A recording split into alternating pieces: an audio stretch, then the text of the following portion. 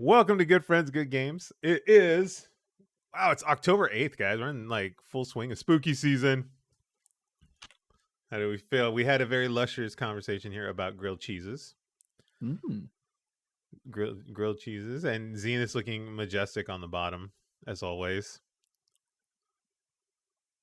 Look at that. Look at that. Look at that. Look. How is this man not on the cover of grocery store romance novels? I'll never know. No. How are you not on those magazines? You look like it. Like you look like the type of dude that can do it. Yeah, no, I probably would have to be a lot more shaven than this because, like, I'm trying to grow a beard. No. Beards are in. They're going for the beards now. Lumberjack you is the look. You can't see a beard. Lumberjacks are the look. You didn't know? Lumberjacks are the look. There's this guy on TikTok. Calls himself Bradley Thor. And the ladies in this chat will know exactly who I'm talking about. But this guy posts his thirst traps. He goes out there and he wears like this white t-shirt, overalls, and like suspenders, right? And this dude just chops wood and logs with an axe. Oh, wait. I think I might have seen it. Carla already opened her mouth. She knows. Carla knows. Yeah, the guy, I think I've seen some of his videos, yeah, but like I've seen more of the videos people reacting like to the stitch, the stitch with it, and these women are like, oh. God. Some of them literally just drop their jaws, and I'm like, cool. The guy knows what he's doing. Yeah, he knows what he's doing. He knows what he's doing. He's even starting to do this weird thing where he kind of like turns his around and does like a walk, so you get like a ass wiggle or something. There's another guy that I've seen on TikTok who does a similar thing, but he like cuts cheese up, and while he's cutting cheese up, he does a little look at the camera and does a little like smooch at the camera, and everyone just stitches him like, Tina's like, what are we talking about? I mean, hell if I know. Yeah, Pow knows. Yep. Let's say the ladies in the chat know about all these things. Guys, if you're watching on twitch.tv, thank you. We appreciate you. If you're listening to us in the audio world, we appreciate it as well. Carla just said cutting cheese is not as attractive. Is it too stinky? I read it as cutting the cheese is not as attractive. And I'm like, well, yeah, that's not like that's. I mean, someone might be into that. I don't know. I don't know what people are into these days. I don't judge. I mean, most of the pictures I saw of this guy is like guys reacting to it for comedy purposes. Hey, chat, we appreciate you. Thanks for hanging out. So yeah, we had talks about grilled cheese, and if you were listening to the pre-start of the show, we're trying to figure out what kind of woman Dill likes to date. He doesn't have a consensus yet, which is perfectly fine. You didn't even ask me. We know what you like. We already know your past coffee, loads of it. Okay. We'll give Zenith his moment here. We'll give Zenith his moment here. I'm gonna guess that you would totally date a barista. You know, if he has already, that would actually be nice. I don't know, especially like just any. I don't know. Like it really just depends. Like the older I get, that like not really my standards, but just like less tolerable. Just if I like, I just don't know. Like it's really tough for me to be like, you know, I'm gonna put my effort into this because like I haven't been like putting any effort into like anyone in like such a long time. Well, you're a busy guy. You work a lot. Like you're hammering out streams, doing the pod. You're doing all this stuff on these things. So it's totally understandable. So like a barista thing. See, like 10 years ago, I would have dated a bartendress at the drop of a snap. Like, oh, well, was this back in your music like days when you were like doing music stuff and everything? Yeah, I would have dated a bartenders like that, and a tattoo artist. That would have been another cool one. Yeah. But then you realize that's just trouble because they're making you drinks, they're giving you free tattoos. I will say, I do think tattoos on girls are quite attractive. Okay. Here we're getting somewhere now, guys. Let's Even though I don't have tattoo at all, I do think that girls that have pretty cool looking tattoos that looks pretty good. Okay, we're gonna dig at this a little bit because now I'm intrigued. I don't know how Zenith feels, but I'm intrigued. Do you like the full sleeve? Like, do you like the sleeve look? I think with a tattoo, I get more intrigued by it. You know, I look at it and just go, "Damn, that must have took like a lot of hours to put it into that." My boy gets it. Okay. Yeah. Well, you know, whether she's got a sleeve or just a big tattoo, or even like none at all. It really has no bearance on me. It's whatever is them. It pretty much comes down to personality, who they are, because I've dated, both I've dated women that have absolutely like no piercings, no tattoos at all. And then I've dated some that had them.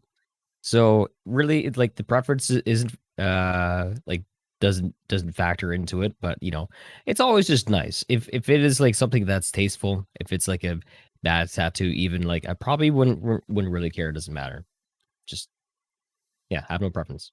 Well, Zenith came in here like a gentleman and was like, you know what? As long as The she's got a kids will good, look at kind heart and she makes you smile and she has a great personality, that's all that should matter. Mm-hmm. He's right. He's actually right. He's right. Yes. But yeah, he's right. I get him. I respect it. Because you can have the one that you could have a 10 that looks like a 10, guys, but she can be just a nightmare. Personality In terms of personality, she could just be a nightmare. There's some TikTok I saw where this guy's like, no matter how pretty you think that girl is, no matter how much of a 10 you think she is, there's a guy out there that's sick of her shit. And I was like,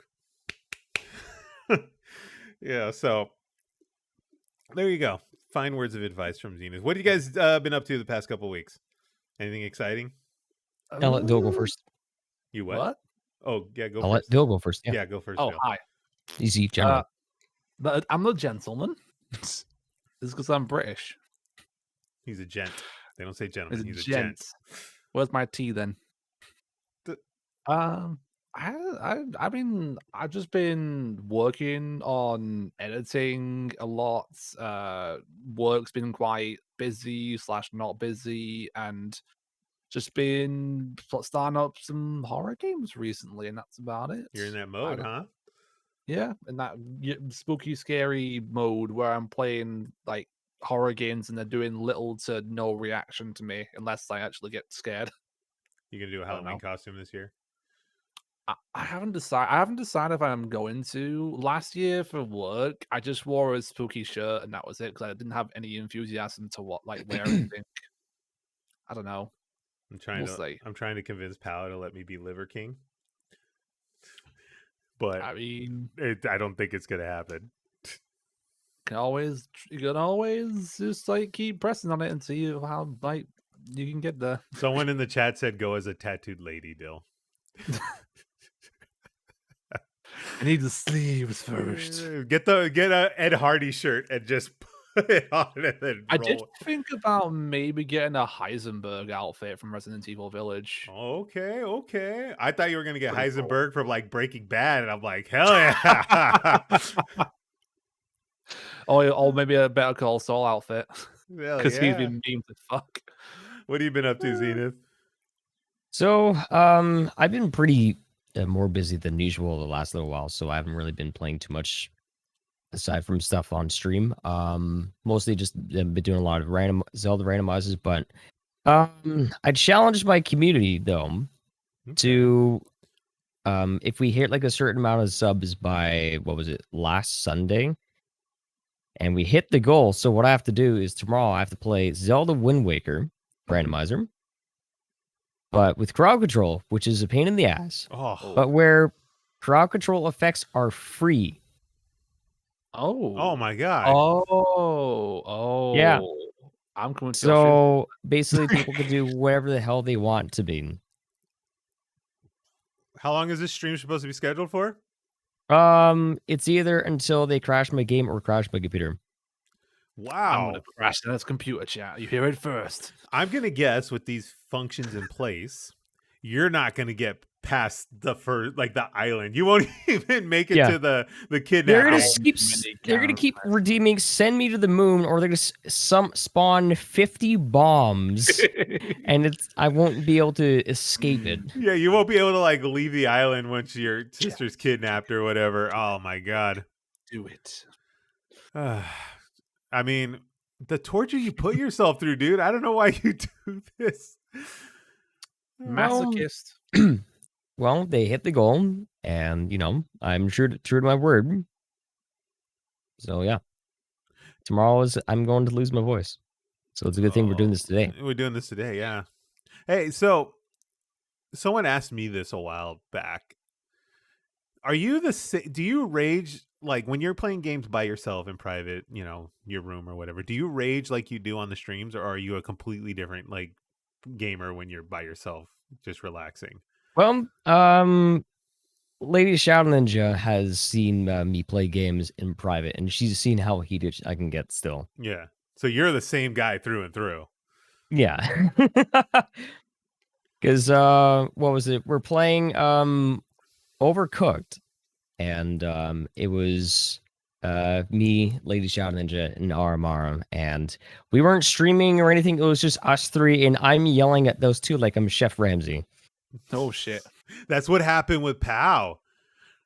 I like yelled at poor Pow because it wasn't working out, and I'm like, I still to this day feel kind of guilty about it. I'm like, it's just a fucking game. Why am I getting so heated about this? Yeah. And I'm just like, I gotta chill. I still feel guilty about it. It's a game until someone puts the tomatoes on the burner. Just burns up the opening Overcooked's up a tough wounds here. one.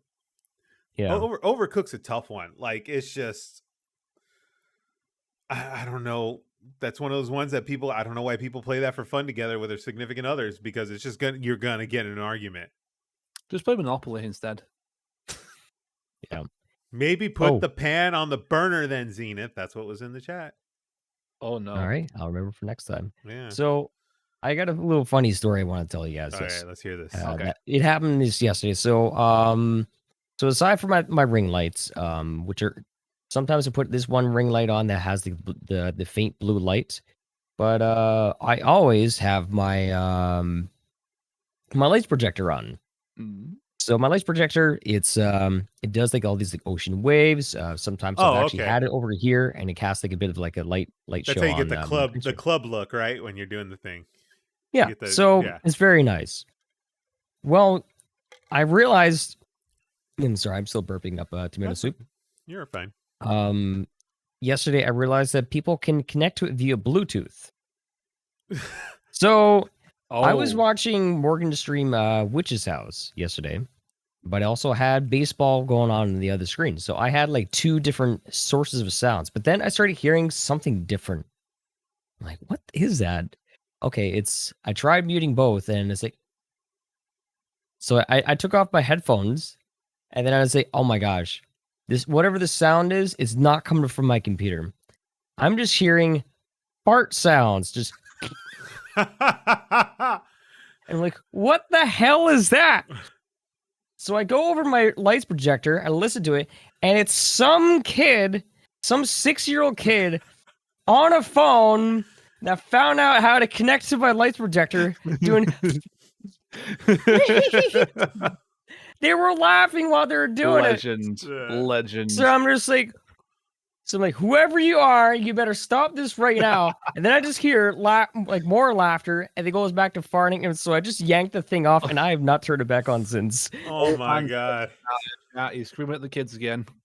I was laughing about it afterwards, but at the same time, it's like, I don't think I want to turn this thing on anymore. I remember when I worked at Target back in the early 2000s, and on the night crew, like the evening crew, when you're closing down the store, you would all have walkies. Everyone has a walkie, right? I was reading on a message board about a guy in another store. Someone had left the walkie on like an end cap or something while they were stocking and left it there. Some kid grabbed the walkie, left the store, waited till the store closed, and then he got on the walkie while the staff was working at night, and he was like really creepy shit, like, what kind of underwear are you wearing? That kind of stuff. Like, the whole store is hearing this stuff. Are you okay, Zenith? Don't choke. I'm fine. Jesus Christ. Just wasn't expecting that. Yeah, and then he like started making tongue noises. This is not my story, by the way. This is somebody else's story, like from another store in another state. And there used to be message boards. Everyone remember message boards? Like pre-Reddit and all this stuff. So like, yeah, the kid was like making tongue noises, like, and all this stuff in the mic while people are trying to work. I'm like, oh my God. That's why you don't take the walkie. But the Bluetooth speaker thing is just fun. They're completely like most of the good ones are secured. Like you have to enter a pin and accept the pin and all that kind of stuff, right? Nope, not this one, sadly. Yeah, but the cheap stuff you get on like Amazon or Alibaba or whatever, like just who put that up? Sorry. Whoever put that link, can Morgan or Pow capture the timestamp for me so I can remember it, or Nice. save me the link, and throw it in the brainstorm room. But like, yeah, so like the cheap stuff like Alibaba or whatever, Five Below, wherever you get your low cost like there's no security behind these things. It's just press and go. It doesn't even like give you like a notification on your phone that it was connected. Yeah. That's brilliant though. That is genius. Good to that kid. That kid's gonna be famous someday. He's gonna do some good stuff. You're probably on some TikTok somewhere. You might be. I'm probably going to put this on TikTok. That's good. That works. That works for us. Yeah, so that's wild. That's brilliant. I hope it happens on this podcast one of these days. I hope someone just like Bluetooths in and messes with Zenith's lights and just. Well, if they do that, what I'll do is I'll put the lights projector and I'll put it right next to the microphone. It's like, now you guys have to hear it. Oh, Hannah Leshke just sit here like, what the hell is going on? What do you mean you expect me to make some kind of noises like that? One of them's gonna yell and just be like, chill, Zenith, please, like, leave the room. That's awesome. Why does this stuff always happen to you? I have no idea. Why, like, you ever find a kid? I have no idea. He's got to be local. Like, he's got to be in like an apartment. I would live in apartment buildings. Like, I'm on the 14th floor, so like, there's got to be someone, whether it's above, below. Well, not directly over there because I don't think they have kids. But yeah, it's 2 or 3 apartments away. That's like the first. It's one of those 3. Like, it's got to be within range, or the floor above you. Yeah, I gotta say though, God help the people that like live within my proximity, because tomorrow they're not gonna like what's coming. Do you put the foam, put the egg cartons on the walls? Well, that's the thing. I do actually have soundproof panels, but I haven't installed them yet because I don't have plans on being here anymore. Just sticking them up with like the contact strip things or the contact Velcro. That way they'll just rip off and then. But I mean, if you're only like months away, then yeah, don't go through the hassle. But that's funny. That's good. I wish I was there for all of that. I haven't been up to much. I've been doing a lot of reading. I've been doing a lot of just working. I've been doing a lot of work. I know I told you guys like work stuff's getting pretty crazy, so I've been working a lot. I've just been relaxing. Did play some games. But mostly doing a lot of reading. Pow and I tried to watch a horror movie last night. Uh-oh. Poor girl couldn't make it. She got about 30 minutes in, and then we're like, okay, I'm going to turn this off. And I do it because, like, she experiences stuff. We'll just put it that way. So I was like, okay, I'm not going to do this to you. I'm not going to do this to you. That's not right. So I turned it off, and then I'll probably watch it later. But, it's only the paranormal type of movies that get her, like ghosts and stuff like that. But like you watch Jason, we watch Chucky. Like Chucky, she laughs at that stuff. Freddy Krueger, she's like, "Oh yeah, this is awesome, this is great." But like anything that's like paranormal or spooky ghost noise and stuff like that, she can't have it. I'm the worst person to watch horror movies with because like I don't get scared. You're desensitized, no matter what. Like, it's not just that, it's because I know it follows like a predetermined script. So it's like, this person's gonna die. I don't fucking care. I've seen so many of them that even with new ones, stuff seems predictable. Like, I'm like, okay, they're setting you up for the jump. They're all predictable. Yeah. Like Morgan actually has this she pointed out this like great fact, which is like amazing. Where they follow like a certain rhythm where there actually has to be like a jump scare within like every single 5 minutes. Yeah. Or like a certain like a predetermined set amount of time. And it's actually like a horror movie industry standard. Yeah, because I would imagine if you don't have those elements, then people start to lose interest in the film. It's like a level off, and then you kind of have to get them back in. Yeah, but because that's also makes it more predictable. Right, for sure. because I watch him. I'm watching this one last night. I'm like, there's going to be a jump scare right now. Oh, there it is. That's what she put. That's okay. So SAG, someone's putting this in the chat, by the way. SAG after, which is the union over there. Films have to have a rule for jump scare every 7 minutes. Indie films don't have to follow that rule. Morgan, can you find the reason for that? If it's a quick, easy way to find it, I'm interested to know why it has to be every 7 minutes. I understand the concept of it, but I'm like wondering why the 7 minute mark. If it's like studies or something they've done, or I don't know. That's weird. Maybe to qualify for genre. That's yeah. Well, if her sister wasn't asleep, I'd be like, you get on call and you explain this to us. yeah, I want to know. I want to know. That's hella interesting. Again, if you guys are hanging out with us, we appreciate it. You're watching the chat. And then I learned this as okay. I look into it. I learned this at an acting studio years ago. Interesting. All right, let's talk about some games. We got a little party going here, and I forgot the Google Doc. I knew I forgot something today. EP09. Okay, here we go. You're playing Fortnite. You're playing I'm playing Roblox. Fortnite, Roblox, Warzone. You know, Habbo Hotel. I changed my Twitter or my Twitch handle to Buttcod Blaster 01. Nice. Did you just say butt cock blaster? No, that's not what I said. Blaster 6900. Yeah. Important for duty. It's so weird seeing like TikToks with these like movies from like 90s and 2000s starting to show up like as clips, and you're like, that joke was funny 20 years ago, dude. It's still funny.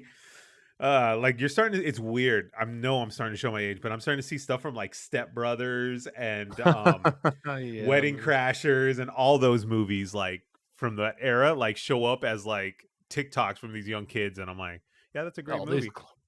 Classics. Pal watched Old School. We showed her Old School, and she was. Yeah. I haven't seen that. Oh, yeah, timeless. That makes me feel extra old school. Yeah, Old School? It does, doesn't it? Yep. Pardon me a second here while my glasses are watched that one? filthy. Old School's the one where they go to the college, and it's like Will Ferrell, Luke Wilson. Oh, here we go, guys. I've never seen it. When we hit Twitch affiliate, Channel Point Redemption, Eric removes his glasses. For the whole stream. So like it's weird. I can get like this close and it starts to get like in focus, but if I'm like this, it's blind as shit. Okay. So I have that weird one. So you're just nearsighted? Yeah, I think that's what it is. So like I'll take my glasses off. So like my phone. Short-sighted. All right, so like standard viewing is like right here, right? Like about right there. So like it's blurry. Right here it starts to focus. Okay. And then right here it's like ideal, right? Mm-hmm. Put these on, and then I'm in focus comfortably about right here. Okay. It's so weird.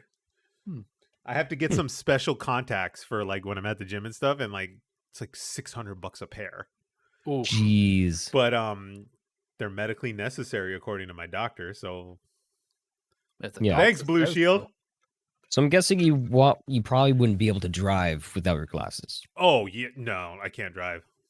Well, I could drive whether or not you want me to. True story. It'll be just like you driving, in the state that you were in when we were at TwitchCon together. True story. I had to drive one eye like this one time because I went to a concert and I lost my glasses in the pit. And like I had half a pair of glasses, so I was like this. Oh.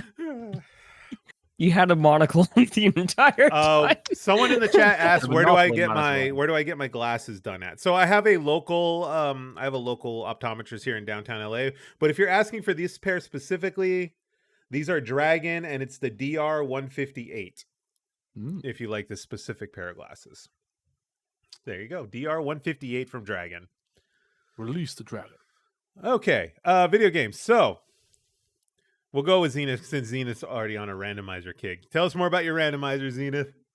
So, mostly, I pretty much said all I really wanted to say about Zelda randomizers because, like, I've just been playing like a whole bunch of Majora's Mask. I've been playing a lot of Majora's Mask this month. Like, I think I have like 3 more scheduled Majora's Mask randomizers that people built for me. Yeah. Other than that, like I haven't really been been playing too many games recently because I've been like just super busy. Like I'm even behind on like DMs. But I haven't had the opportunity to watch people play games. So I have Morgan like while I'm doing work stuff, and she's playing through Chrono Trigger. Oh, Good girl. All right. It's her first time playing it too. So she's obviously not here to talk about. Well, she's in the chat, but she's not in the chat to talk about it. But what's her consensus from? What are you getting from her consensus? You think she's into it? Is she? She's great, but she sucks at it. Wow. Wait, how does that work? It's like I'm talking about like where there's a strategy so obvious where it's like, hey, oh, okay. I have an example. So have you guys played Chrono Trigger? No. I haven't played it in a long time, but Okay. So she's in this like dark castle thing. She learns this like really cool like combo skill that two people use. And it does like so much damage. It one shots like basically like most enemy groups. Is she at the part with the robot dragon? Like the steam that's No, on the bridge? Okay. It's Magus's castle. Okay. So she learned this skill. She's like, oh, this is really good. And I'm glad that I have this. And then after about 3 or 4 fights after it, she completely forgets that she has it. And she's like, I don't know why this castle is so hard. Is it because you literally forgot like your one cheat code move? And her strategizing for things sometimes is like so bad. It's because she said that she used to play like Beyond the Beyond. And it's like I'm doubting the fact that like this game is as hard as you say it is because your RPG skills are utter trash. Is she like has she found out about the multiple endings yet? I think I mentioned it. Yeah, because that was one of the first games to have multiple endings. I think there's 11. I could be wrong. Ooh. It's like 11 There's to 14. actually. 14. Okay, I knew it was something like that. 11 to 14. 11. You should definitely try it, Dill. Yeah. Especially if you love RPGs. What's it available to play on a modern day platform? There is a copy it's on Steam, and I believe it is like actually I think it's on sale. Ooh, do you have the Wii U Virtual Console? I think it's on there too. No, I It's don't on know there. Wii U. Okay, so let's see. Okay, on maybe Steam, 3DS Virtual Console. I do have a 3DS, It's but 20 something on there, I think still. Okay. it's $11.99 on Steam. Okay, it's cheaper for you. But that version on Steam is absolute utter garbage. Yeah. Okay. You might have to Nintendo it. Pass me, Dill. Sorry. You have to. Would you like to see my wares? Yeah. You might have to Nintendo. What are you it. selling? What are you buying? If you're curious, okay. There's also this amazing program here, right? It takes you to the Nintendo Aquarium. Hint. Ah. You download this program. It's going to remind you of the aquarium. Run that bad boy, and you have a whole plethora of amazing stuff at your fingertips. I'm sure when I do want to play it, when it comes to that, I will figure out a way. Yeah. Come follow me to the back room, and you and I can do Lions of Aquarium all day. Oh, don't worry. I'm familiar with it. The little beaded thing, the beaded gate, the beaded curtain. Yeah. Put some aquarium in my bong pipe. Put some aquarium in my balls. What? No.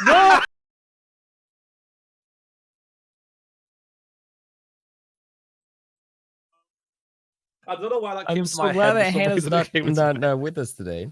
Oh no. Eric, we can't hear you. I broke Eric's mic. Joe broke Eric's mic. That's what happens when Dill asks you to speed bag his balls. I am sorry. For some reason, All right. my brain does this. Well, I guess while Eric is getting this all sorted, I'll kind of like just take over for just a little bit. Okay, I think you guys have There it it now. is. Ah, shit. So God, I don't. it. Okay, this is going to be one of those random anomalies that I hope never happens in a stream again. When Dill said speed bag is genitalia, and he laughed. He laughed. The stream like locked up for me for a second.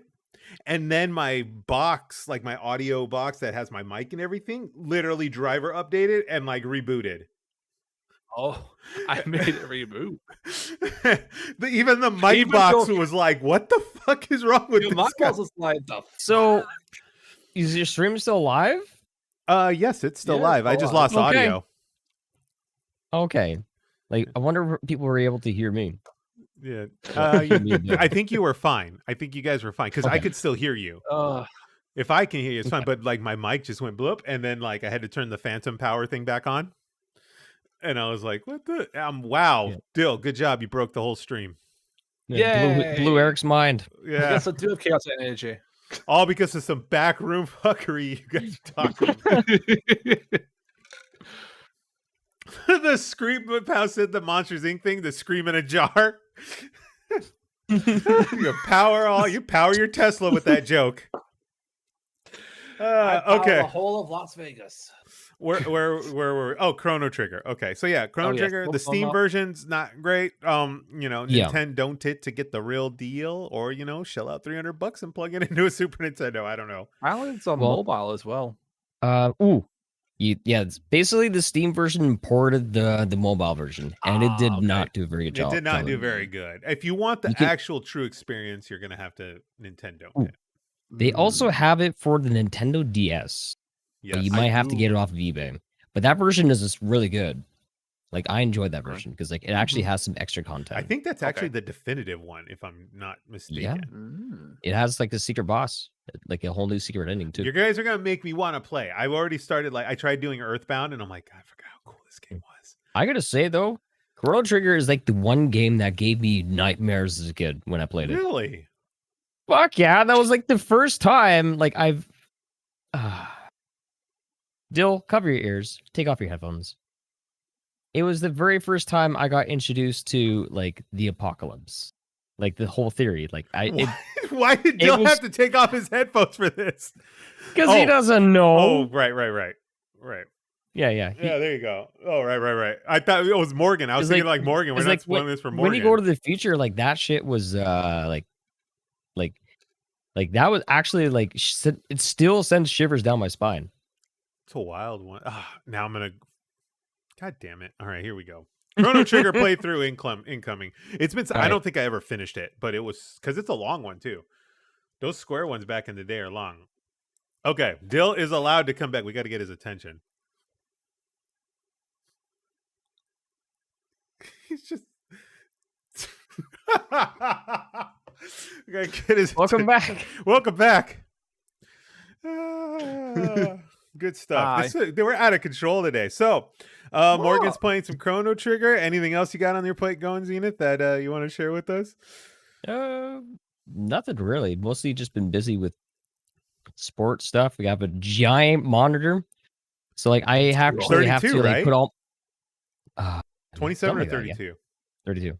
Yeah. So, basically with this monitor, I have to move all my dark screens like OBS, Twitch is all on the right, while like the document has to be on the left. Otherwise, like look how bright this is, like on my face. Like look at this. It's like a whole new ring light of its own. So I have to like move it over here because this monitor is just makes my other monitor just feel like it's like I'm using like a mobile phone.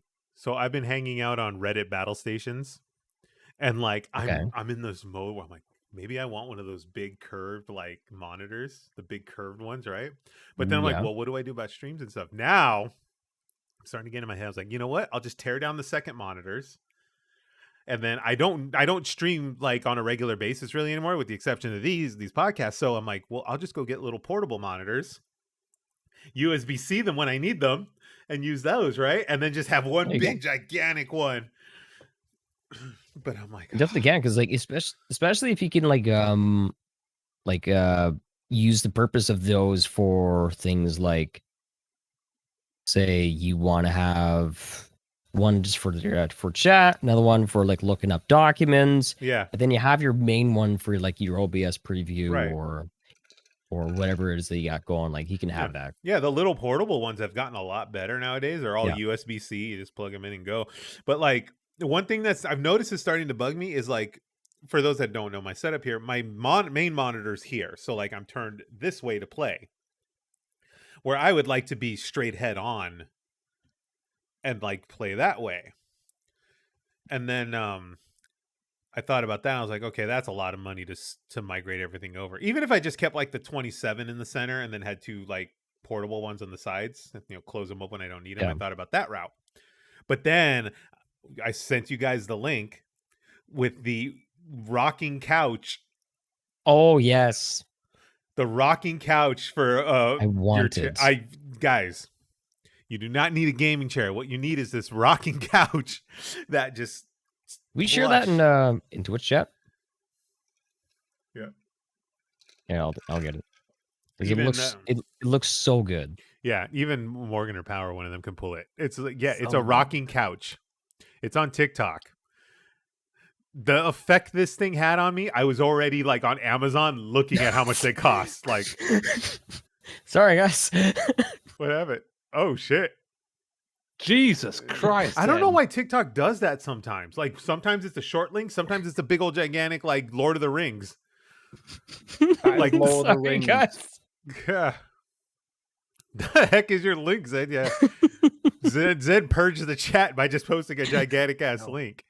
But yeah, like I want one of these big rocking chairs. I'm tempted to put it right here, guys. You're gonna see me just like that looks too comfy. I probably fall asleep in it.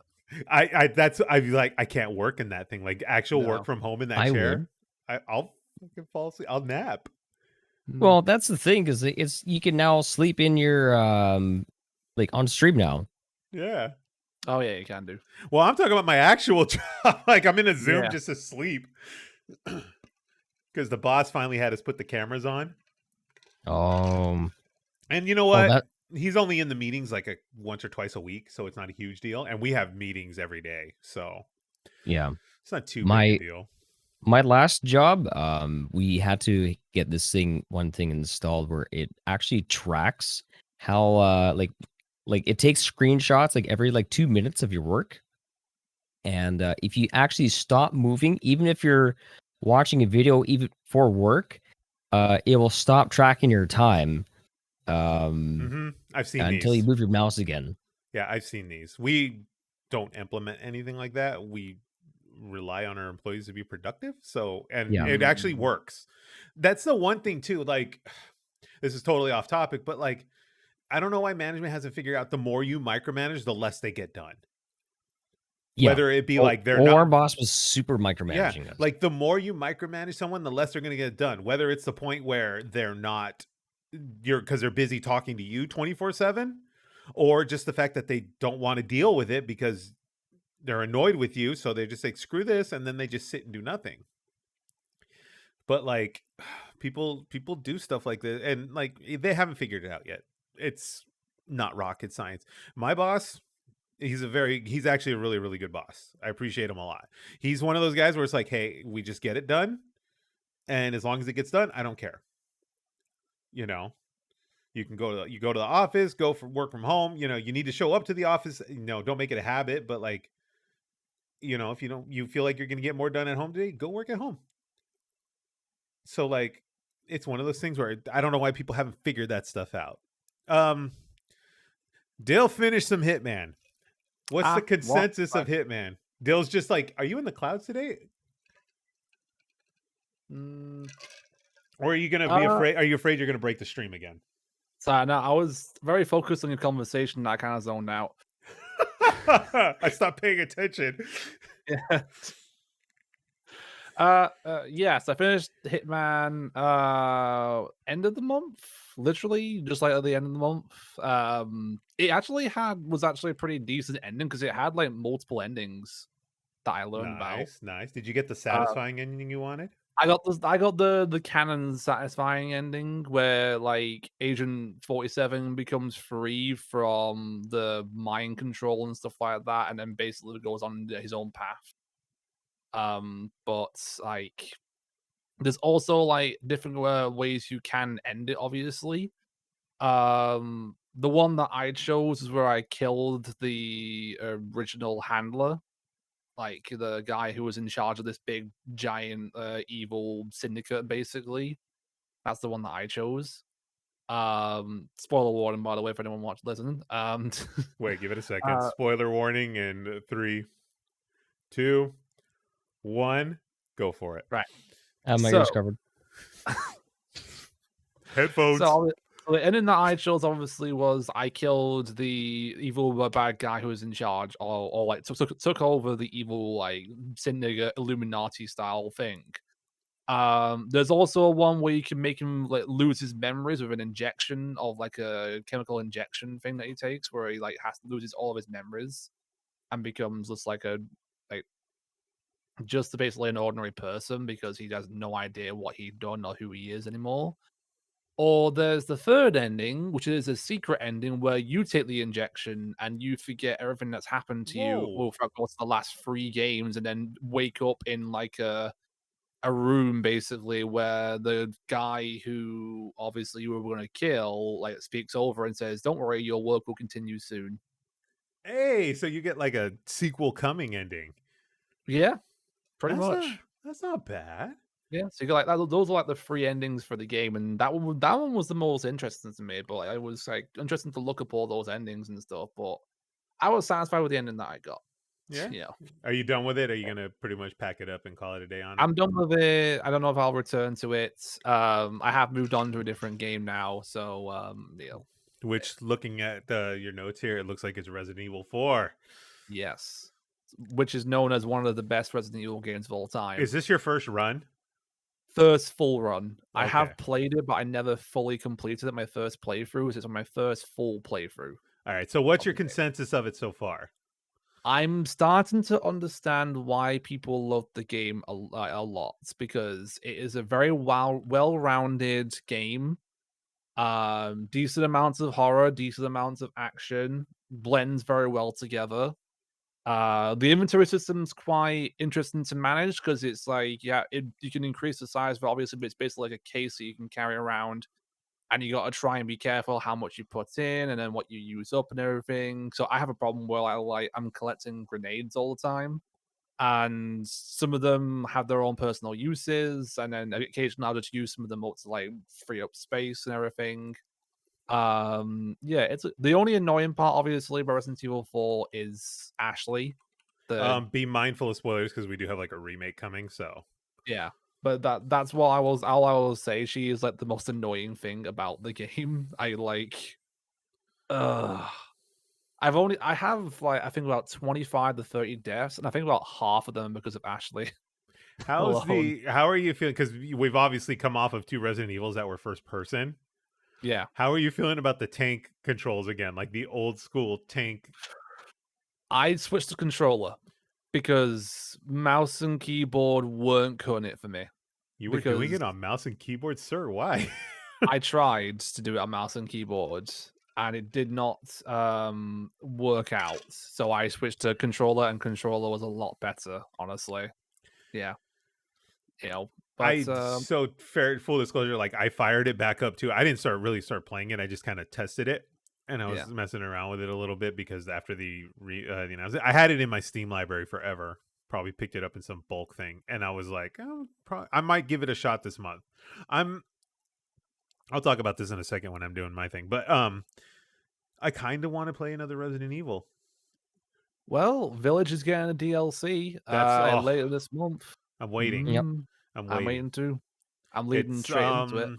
I did find it in Steam, and I think it is $30. It's Winter's. I've got a connection where I can literally pay like £15 for it. What? Okay, it's $20 if pre-purchase right now. If you didn't buy like the collector's edition or whatever. I'm gonna do it. I'm just because I think if you go on Green Man Gaming or something like that, it's currently 20% off right now. Oh, my favorite! If Green Man Gaming ever reaches out to us, I'm all over it because they are my favorite place to buy games. That's a recommendation if anyone wants to pre-purchase it. Get it from there. You can get it for like 20% off right now. Yeah, and if you do if you buy enough stuff from them, they put you in like some VIP kind of like point system or whatever, and you can get even more savings. Green Man Gaming is literally the place. I sent Pow there for a bunch of stuff. Yeah, they're like literally my favorite place to get games. What's going on over here? There's stuff going on in this chat. Let's see. I don't know. Chat's been. I'm Chris Zenfield. What the fuck? Do you Zen? Oh, Well, must they be the visual they, now. they I said mean- they said you were thinking about the tattoo girl a moment ago. I mean, I guess I don't know. Zen, have you ever punched boulders before? I'm gonna say he has, but not Yeah. because he wanted to. You know, if Hannah actually wanted to jump on Discord call, like she's I more than wasn't welcome just to. jumping I into think. Discord call because I just wasn't thinking properly. Hi, Hannah. Then again, that Hannah probably can would be Hannah can jump in. Just give us Hannah, if you want to Yeah. jump in, just go ahead and fire up your Audacity and stuff before you start, and clap before you jump in. I'll make sure to turn off my brain when she comes in. Yeah, Mm. Hannah's more than welcome to jump in. So, Resident Evil 4, light gaming for all of us. I'm the one that played the most games this Yeah. week. I mean, I'm hoping to beat 4 soon. I'm currently on the 4th chapter for it, so I'm pretty far in. Yeah, I'm gonna do it. I think that's gonna be my Halloween game this Yeah, month. I go tried to for it. get Pal to play Outlast. She ain't having it. Oh, okay, Hannah can't join, unfortunately. Yeah. Well, here Pretty we go. much- Here we go again. I can't. I have to drive Dustin back to work. He has to work a full day. But Once Hannah, again, it's Dustin's fault.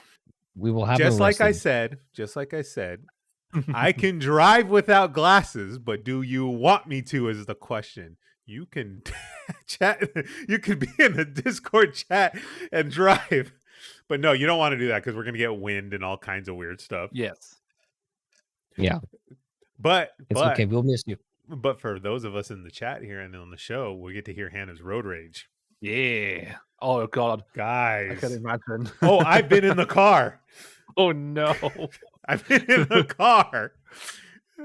You would think someone as sweet as Oh. Hannah would not have the road rage that they do, but she does. It's always the innocent ones that have the inner anger that comes out. Oh my Yeah, God. boys. Yeah. So basically, when she's in a car, she all of a sudden becomes it hell no.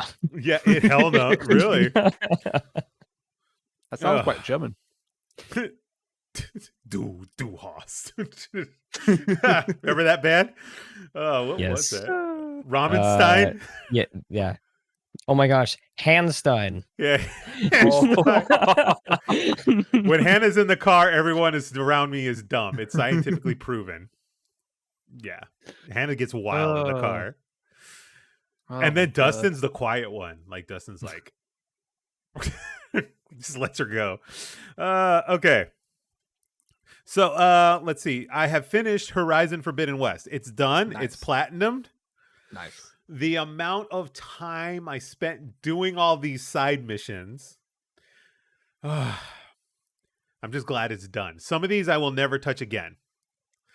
Like this game is one of those things where it's like I'll probably play it again at some point, but I'm not going to platinum or do any of that stuff on No. like Mega Hard or whatever. I'll do it to chill. But I had to play the chess game. There's a game called what was it?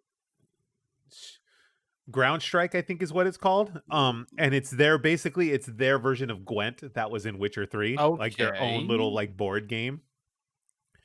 And Mhm. then you had to beat 2 of those. You had to win 2 of those against 2 opponents to get that trophy. Mm. I had to do the pit challenges, which are like melee challenges. Like you knock out these melee combos and then you beat this guy. And then it sends you over to another challenge and you keep doing these harder combos and stuff. The problem with that one was my controls were not like registering correctly. I had to reboot the PlayStation for that to work. And I'm just like, Ugh. never again. I'm never touching these challenges again. And then what was the third one I did? I think that was it. Oh, and I had to get to like level 50 and then scan the last machine and then you get your trophies for all that. So it's done. It's platinum. The game as a whole, story-wise, the game as a whole, if you're just doing the storyline, it's a great game. The story's pretty it's pretty engaging. Spoiler alert if you haven't done it yet. Spoiler alert. 3, 2, 1. It does set you up for a sequel. Dill, you are okay. So yeah.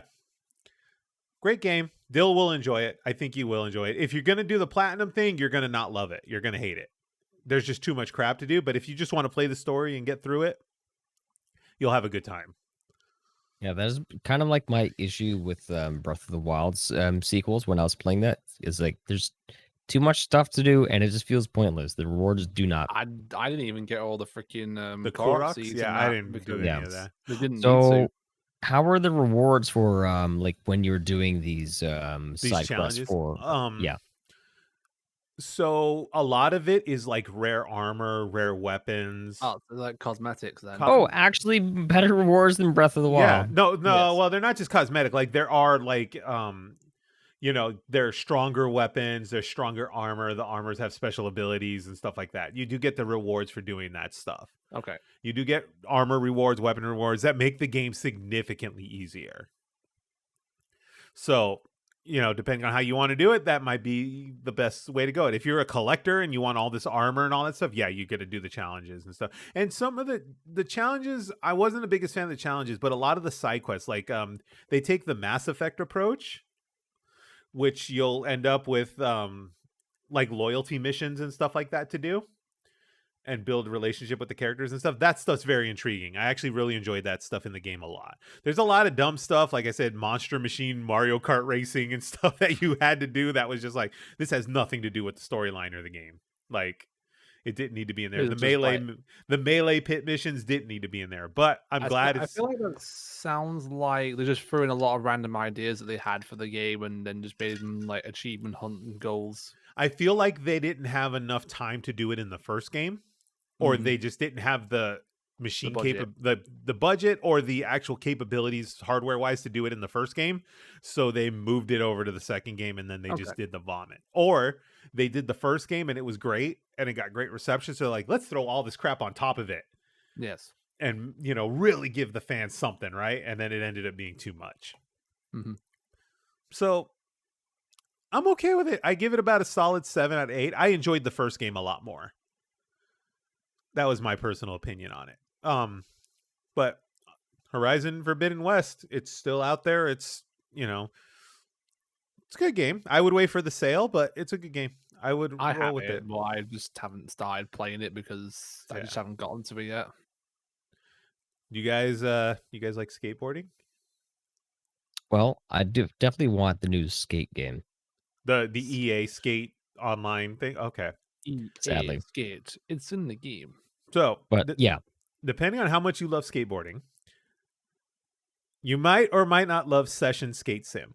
So, Session Skate Sim, it is on Steam. It was in early access and it has now gone version 1.0, so it's officially released.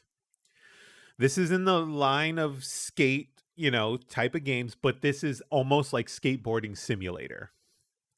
I'm also going to say, how bold of you to assume that I like skateboarding when I just want to see if I can break my character.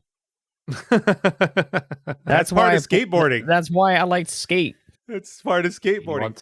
I wanted to play Hall of Meat. This game might be up your alley then, Zen, because this is skateboarding simulator. This is not like arcade style like Skate is. Well, arcade style was like Tony Hawk, right? Button mashing, da-da-da-da-da. Skate took it to the next level where you actually had to use the sticks to do the motion. Well, now Skate Sim has taken that a step further and it's made it really, really hard because each stick is a foot. So you pedal with X, and then one foot on one stick sets you up, and then the right stick pops you off for the ollie, and then you have to flick the stick to get your kick flip or whatever. And then, like, it's literally like your feet. Like, you have to flick. Mm-hmm. And then you can't turn with the thumbsticks. You use L trigger, right trigger, because it's like a balance with your weight. Sounds like a lot of controls. This is part of the difficulty of the game. I probably spent a good hour just lining up to get a flatlined grind in.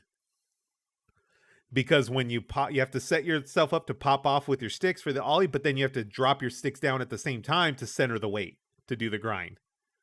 Just like you would in real skateboarding, like you center your weight to land on the rail and do the grind. It is hard. Now, if you're one of those ones that likes the old school skate controls, there is a legacy controls option, which will give you the button controls for Skate. Okay.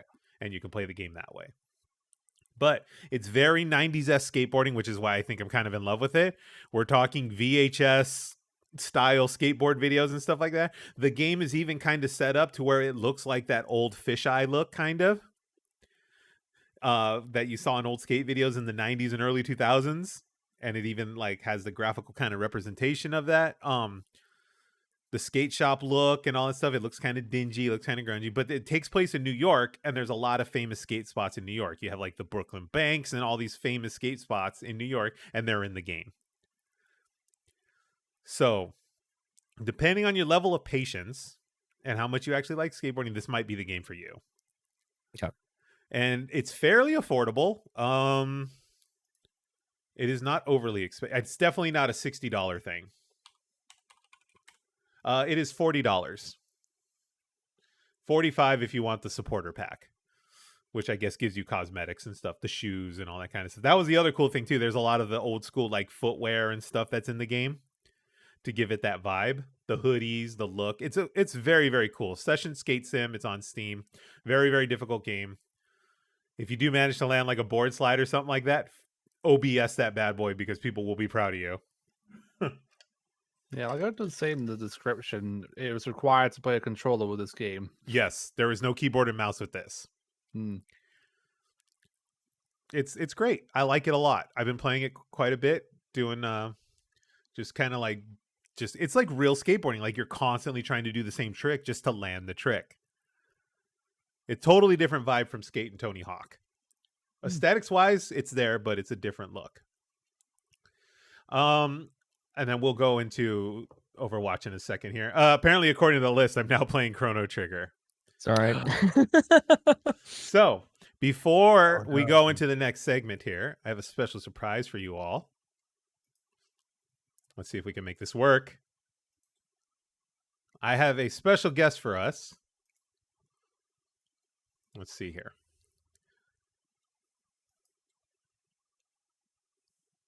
All right, here we go. Let's see if this works, boys. 3, 2, 1. Oh, hold on. Oh, God. I got to extend the screen out a second. Here we go. Here we go. Let's see if this works. Test, test, test. Are you with us? Dun, dun, dun, dun, dun. It worked a second ago. I think so. Oh, I can hear it. Hello? Hello. Hello. Hi. Hi, guys. Whoa. We've got Pal on the line. Am I good? Can you hear me? Oh, can yeah. Can the chat hear you? Can you guys hear her? Yeah. I think Yep. they're cranking up your volume a little bit. There you go. Pal is in the chat, ladies and gentlemen. Don't Can worry, we Pal. get a you can- woo? Yeah, can we get a woo? Say hello. Whoop, whoop. Whoop, whoop. Are you good, Pal? You can hear us all clearly? I think so. There was like a bit of a lag, but I think it's good. Make sure you mute the stream. Yeah. So you don't get... stream's Okay, muted. cool. Hear yourself. Bear with her, guys. This is the first time she's ever done this. Oh. Oh, look at that. Oh, now I'm doubled up. Now, Hold on. yeah, Eric's on the Eric bottom. is Oh, the no. bottom. We achieved Eric it, is guys. Let's Pal's go. bottom. You know what, Zenith? We're in this together. Oh, Let's hold hands. We're in this together. Oh, you're getting some love in the chat right now, Pal. Look at the comments. Pal is so pretty. Stop it, y'all. Stop it. We got Hannah's in here. So, Pal has been kind enough to grace us with her presence for a little bit here. She's going to share some of her experience. So, if you guys didn't know, listeners and in the chat here alone, also, Pal is very relatively new to PC games. And gaming in general. She had a PlayStation, plays with a couple friends here and there, but she has never like delved into it like she has now. So, we're going to get some of Pal's experiences here.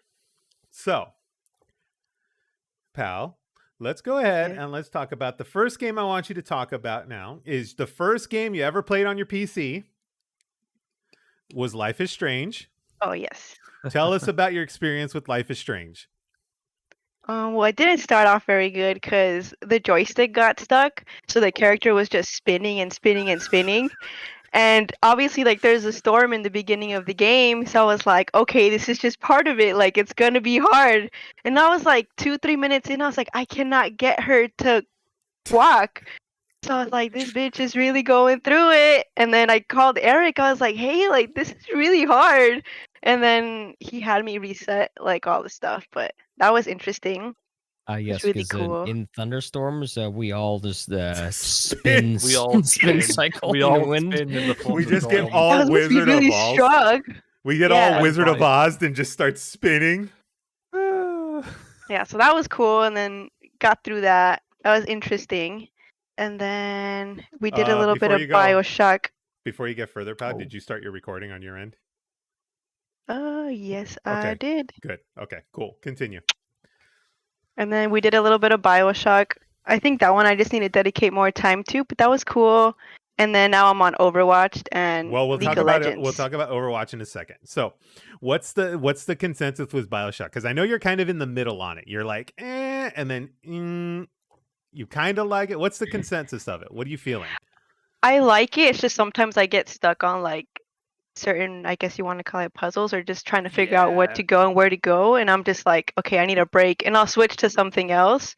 And then since I'm also like busy with like work and studying, I can't like dive into it fully. So it's like an hour, 2 hour, then I gotta bounce.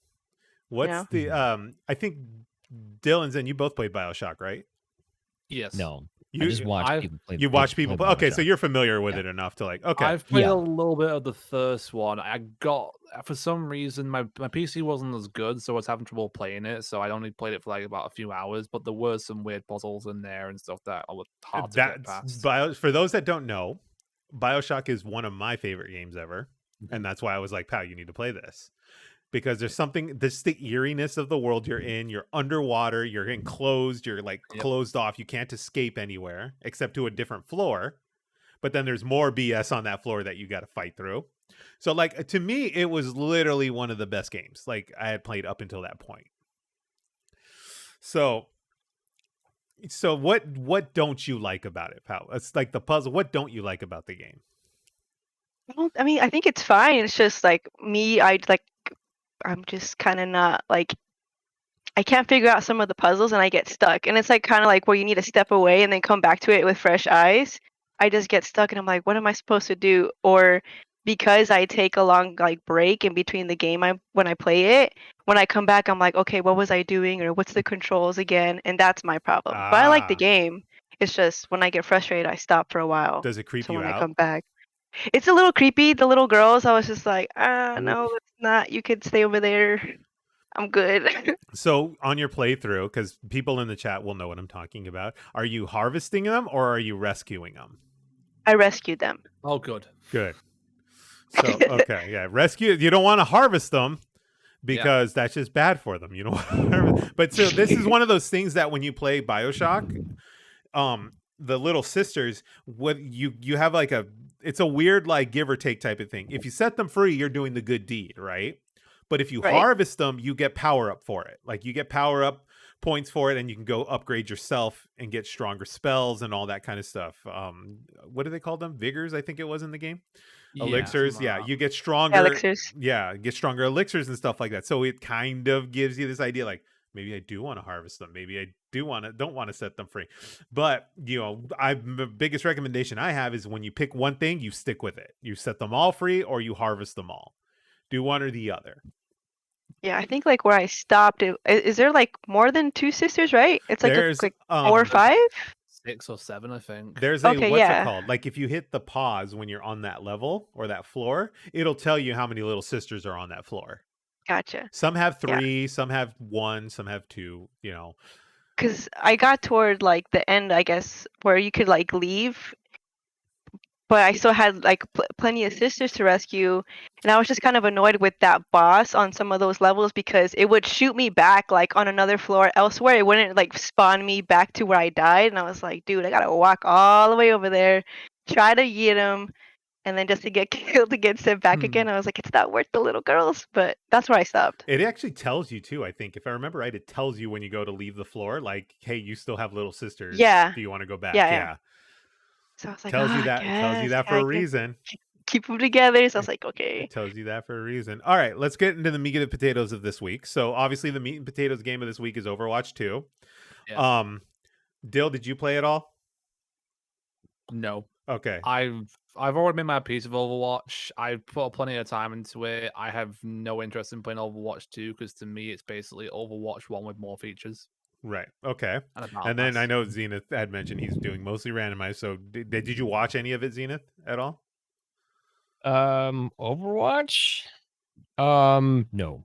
No? Okay, that's fair. Yeah, my days of Overwatch are done, and I am not touching any more Blizzard games until Bobby Kotick. But like Fair you know, enough. aside from like all that stuff, is just Right. So it's politics. lipstick on a pig to me. Politics. Okay, politics aside, which while they're important in this kind of situation, and if you want to not play because of the politics behind everything going on with that company right now, you have more than my respect. That's fine. Mhm. I feel on my end, we'll play it for the sake of here so we can talk about it, because we play video games and we talk about video games here. So I Yeah. feel like it's hard to not play the biggest release of Yeah, the week at this I of point. mean, course. The I month. And I'm will also not going to say- be one of those people that are going to be like, "Oh, why are you playing it?" Blah blah blah. Right. Because And you know, full everyone has disclosure- their reasons to, right? Full disclosure, I have not given them a dime. I have not bought any packs. I have not bought any coins. I have not bought anything. Blizzard has not gotten $1 from me in terms of this game.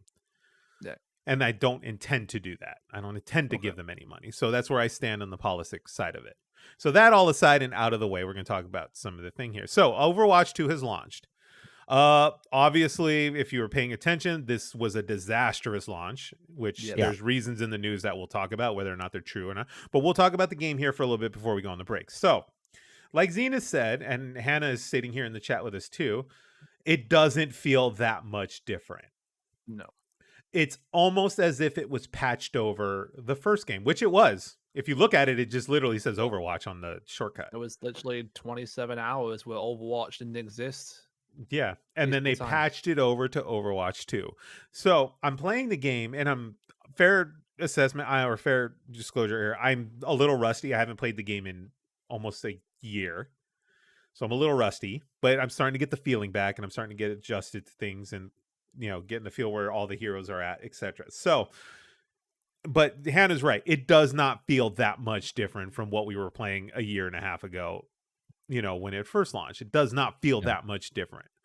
The Like- maps feel the same. Did it add like how many new maps? Like 3? They have added I think it's 3 new maps. I could be wrong, and I think it's 2 new heroes. Yeah. I think, Okay. I think Kimiko was one of them or something like that. What was her Yeah. name? So there's 2 new heroes, which I haven't tried yet. I have not done that because there's obvious issues right now where it's very difficult to even try that stuff. So I went in with my usual diva. If anyone remembers, I'm a diva stan. Yep, same. Carla, if Carla's in here, she's just gonna hate it because it's all I played. But Yeah, I was a very, very aggressive diva where I would constantly be trying to like zoom into you and like knock you off a ledge. yeah, good stuff. Just knock or the big hole in. I think it's Elios, the big hole in the middle.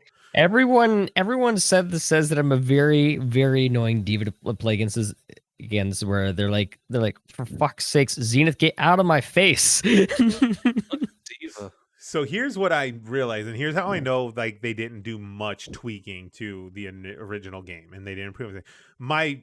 My spots still work. Okay. My actual spots were because I used them when I was playing with Pow. I used a couple of my spots. There's one in, I forget which one it is, but it's the big metal room that's round, and then there's a ledge you could go to at the top. So I diva rocketed up to the ledge at the very, very top, and I just started spraying down at the people below me with the rockets and everything. I just started spraying them, and it worked. And that thing is still there. That they didn't fix that part. If someone's good enough, like a good Widowmaker or a good anything, good high damage hero, and gets to that ledge and just can spray and damage things, that one sides the game almost. Especially if it's a whole group of new players that haven't experienced the game, they're just going to get mowed. The other one is in Elios above the big center pit, the one in Greece or whatever, that big center pit in the middle. you can actually Diva rocket up to that dome that's just to the right of that pit, and I can rocket up there, and I started spraying down on everyone below me again. So they did not. It feels like they haven't done any level editing to fix some of those things, especially the Elios one, because it's like almost like a curved ceiling. So you should have been able to like get up there and then just rolled off. You know what I mean? But no, I stayed up there and I just kept spraying. So there's a couple of things. I don't know if it's me or not. Hannah's sitting here in the actual Twitch chat. She can maybe attest to this, but the game does not feel as fast paced as the original one does. Everything feels slower to me. Is it because of it being 5v5? Yeah, Possibly. could be. Possibly. It feels like it's a slower pace. There's a very interesting point that someone said in regards to Overwatch, where when it was 6v6, it felt more like strategy, where you can get into like actual gridlocks, like if you have like really good defense, or just break, or if you somehow break through, where like it involves more strategy. Whereas if it's 5-on-5, it more focuses on like 1v1 duels, and there's less teamwork involved. So doesn't that, like, how disruptive to like the core gameplay of Overwatch is it when you isolate it, where you make it more of a one-on-one duel? Because like I think they lock you into, what is it, one tank per team? I think, yeah, you can do I don't know if this was in Overwatch 1 in the later era, but maybe someone in the chat can correct me. But now you can choose like your class, like what class you want, and it'll just display those characters in that class. So like I want to just play as tanks, and then it'll launch you into the quick game, and then it'll just give you the tank characters. I think I know in competitive it was only one tank, one healer, one etc. The open, what do they call it? The open lobby or whatever. I don't think that's the case. I could be wrong. I will play it again and I will make sure of that. But one thing I noticed, the 5v5 does slow things down, especially on the payloads. The payload games move slower to me. I'm also having a harder time moving the payload back, because you do have one less player to help you move it back. Because you know, one thing you could do is, you know, if you're a high, you know, DPI, you could use yourself to move the payload back, and then you can have your tank use the shield to protect you while you push the payload back. Or the tank protects the payload as you push it back. So I noticed that taking out and you put it 5v5 and you lose one of those components, it does slow down the payload getting it back. And to an extent, moving it forward. The payload feels like it stops a lot more often to me now because of the one less player per side. So, but then again, like I said, I haven't played in a year. These are just assessments I'm feeling now. But like, I feel like the games move slower to an extent. But reality is this is not a full-on overhaul that they were making it look like. No, I didn't feel like it was like that at all. Honestly, just from looking at like all the stuff, it just felt like it was just a big patch, and that was about it. Yeah, because I think it was down for 24 hours or 48 hours. 27 hours. 27 hours. Okay. Okay. Nice. So Morgan agrees with me here. She saw some chat, or she saw some gameplay on Twitch, and she says the payload does move slower. So maybe they did something with that. I don't know. But all in all, I'm going to keep playing. I'm going to put some more time into it. I'm going to get to the level I was gameplay wise, and, you know, get back to my characters and stuff like that. The new looks do look good. You know, 76 has been revamped. Diva looks nice. You know, they've fixed that they've cleaned it up. If you're curious, all your purchases from Overwatch 1 should migrate over to Overwatch 2. So if you were concerned about that, because they have fully shut down Overwatch 1, you cannot play it anymore. It does not exist. GameStop, this is not a news article we'll talk about, but GameStop was instructed to destroy copies of Overwatch 1. Oh my God. Yeah. So like, because you cannot play it anymore. It's dead. But the stuff you did purchase should transfer over, assuming you use the same BattleNet account and all that stuff. So, out of curiosity, so like, Pal, you played. Here we go. How much of Overwatch have you played? Sorry, I couldn't hear you because Eric said something. Sorry. Oh, she was busy to How stare at much of Eric. Overwatch have you played? Probably like I want to say like 6 hours total. Okay. So, is there like a certain type of character or role that you like doing for Overwatch? I definitely like what is it called? The damage side. I'm more of like a run and gun type of person. Oh, you're the attacker. Yeah. Ah. I've tried to mess with like the healers, and that was just kind of weird grasping onto no. it. What was the other one? Tanks, not really, but I think I like the damage side more. Is that because you're familiar with like Call of Duties and stuff like that, where you mainly do run and gun? Run and gun. Yes.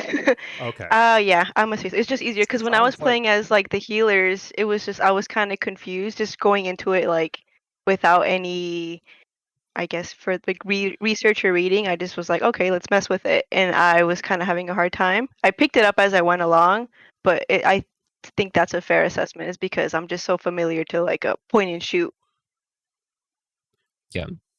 What's And oh, go ahead. Sorry. what about yourself? Because I think you said that you were Diva main. So, like, were you more of like a tank person as well? Oh, me? Yeah. Oh, yeah, me. Yeah, I was always more of a diva tank type of thing. My three were diva. My top was diva. My second was 76. I messed with Bastion a little bit because he's the one that can turret, right? Like he turns into a turret, if I remember Yeah. right. Yeah. Yeah. So I did a lot of Bastion for a while, like especially Yeah. the. I would always get yelled at when bashing. It's like, "Oh, fine." What was it? The pagoda. Which one's the pagoda level? Whichever one Hanzo's in, the pagoda, and then you get to that second point and you're in the pagoda. Oh yeah. I would Yeah. just turret in the corner of the pagoda and just start mowing as people would run in, like just it's bloodbath, dude. It's D-Day, like literally just mow them, and stuff like that. So like I would play a lot of Bastion. I was not a big healer. I tried Widowmaker. I just can't snipe. Like I can't snipe under speed and pressure. I would pick healer. I think I was Lucio a lot. Well, yeah, same. I was a big Lucio kind of guy, and I enjoy just like bopping people off of ledge. I think Yeah. the Muse Portal was pretty good too, so that's why Yeah. I picked him.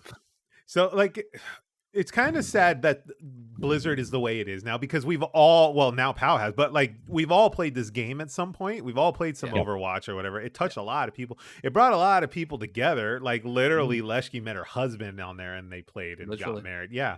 So cute. Yeah. Like, and I think Hannah and Dustin were playing it too, but I don't know how much they played together, but Yeah, definitely they for bonded sure. over Kingdom Hearts, I think. Yeah, Kingdom Hearts was their bond, but like they played Overwatch together too. But like definitely Leshki and her husband Tom were Overwatch players and they play together. So it touched on, I feel bad about that also, but we'll talk about all that kind of like in a second. Oh, we played it together once. Okay. Dustin hated it probably.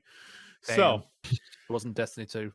So we'll go back to PoW here for a second. So PoW, having known nothing about Overwatch before, nothing about it, none of the stuff behind Blizzard, or some of the stuff going on with Blizzard or whatever. But as a game in itself, just a game in itself, how do you feel about it? And would you like how has it changed your opinion on like team-based games? Like, how do you feel about it now? I don't know. I just think I mean, I don't know any technical lingo or anything like that, but just vaguely, it's like I think it's a very fun game. Like especially when you do have other friends play together.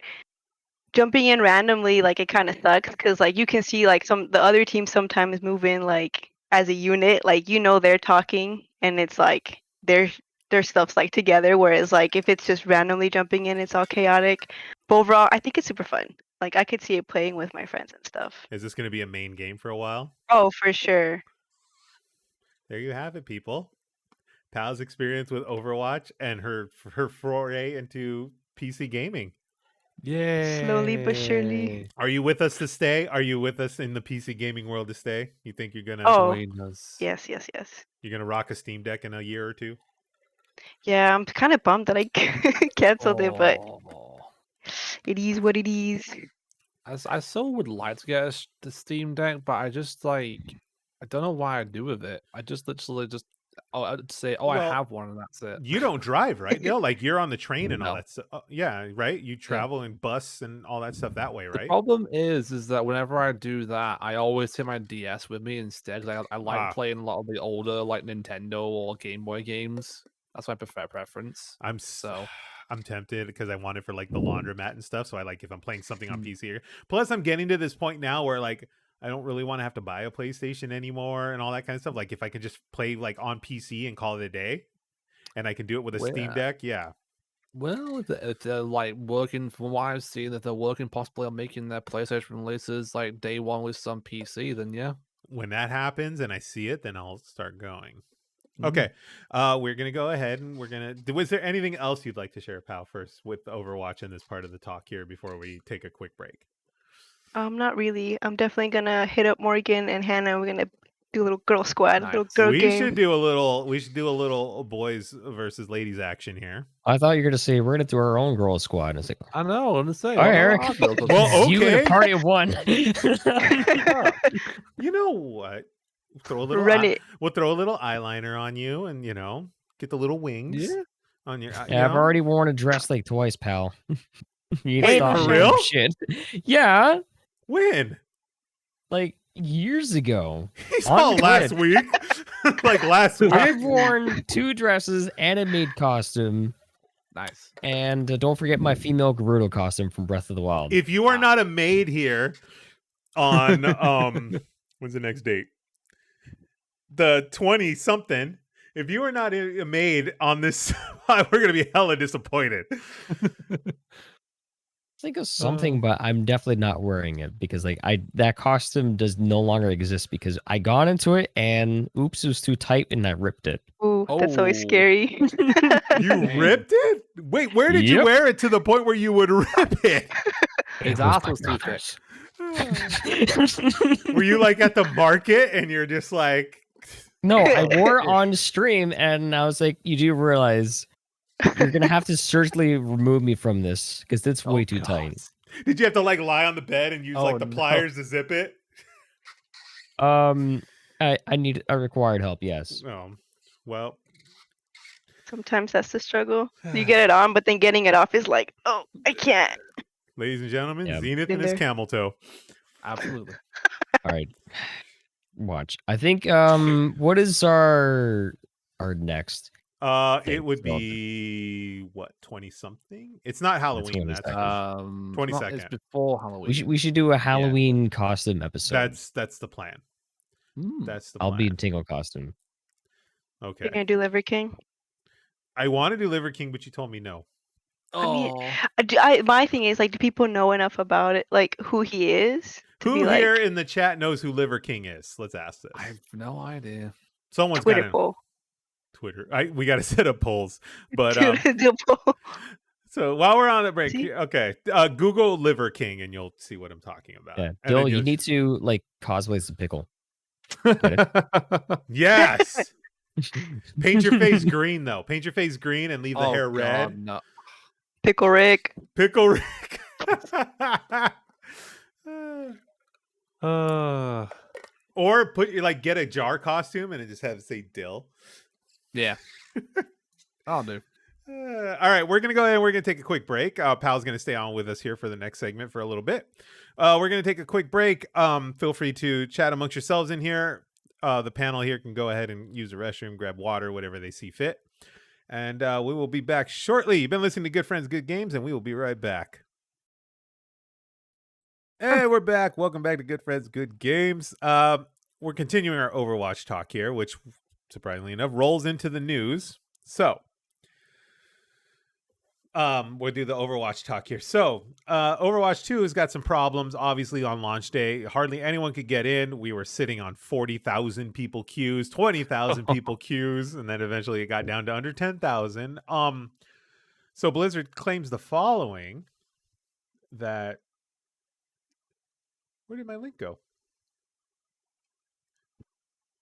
Okay, here it is. Rip. Okay.